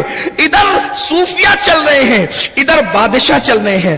گویا کہ سورج چھپا ہوتا ہے تو اپنی روشنی سے وہ چاند و سورج کو چمکاتا ہے. سورج چھپا ہوتا ہے اور چاند و سورج کو اپنی روشنی سے چمکاتا ہے. تو اولیاء کرام اپنی روحانیت کے پاور سے بادشاہان اسلام کو جو ہے وہ تقویت اور طاقت عطا فرماتے رہے، تاکہ اس کے ذریعے سے اسلام کا سورج بلندی سے بلندی تک جاتا رہا. یہ ہند کی سرزمین ہے. لیکن پھر 1600 عیسوی کے اندر جب اکبر کا دور آیا، جسے اکبر اعظم یا اکبر دی گریٹ کہتے ہیں، اس دور میں ملکہ برطانیہ اس نے جو ہے وہ انگریزوں کو اجازت دی کہ وہ ہندوستان جا کر کے جو ہے وہ تجارت کریں. دراصل ہندوستان پر جو ہے وہ سب کی نظر تھی، ہند پر سب کی نگاہیں تھی، کیونکہ ہندوستان میں کالا سونا ہوتا تھا. یہ کالا سونا کیا ہے؟ اس کی بڑی قیمت تھی. کالا سونا جسے ہم کالی مرچ کہتے ہیں، عرب والے اور جو ہے وہ ایران والے اور اسی طریقے سے اور دوسرے ممالک والے، انگریز لوگ، یورپ والے، اس گرم مسالوں سے اور کالی مرچ سے اور بھی دیگر جو ہمارے پاس معدنیات تھی، ہمارا عود آج تک مدینہ طیبہ کی گلیوں میں ہندوستان کا عود جتنا بکتا ہے اتنا کسی ملک کا نہیں بکتا. ہند کا عود جتنا بکتا ہے اتنا کسی ملک کا نہیں بکتا. میرے آقا علیہ السلام کے دیوانوں، تو ہر دور میں کبھی ہندوستان کی تلواریں، کبھی ہندوستان کے مسالے، کبھی ہندوستان کا جو ہے وہ بلیک گولڈ، ہندوستان کا کالا سونا، اس طریقے سے بہت ساری چیزیں تھی.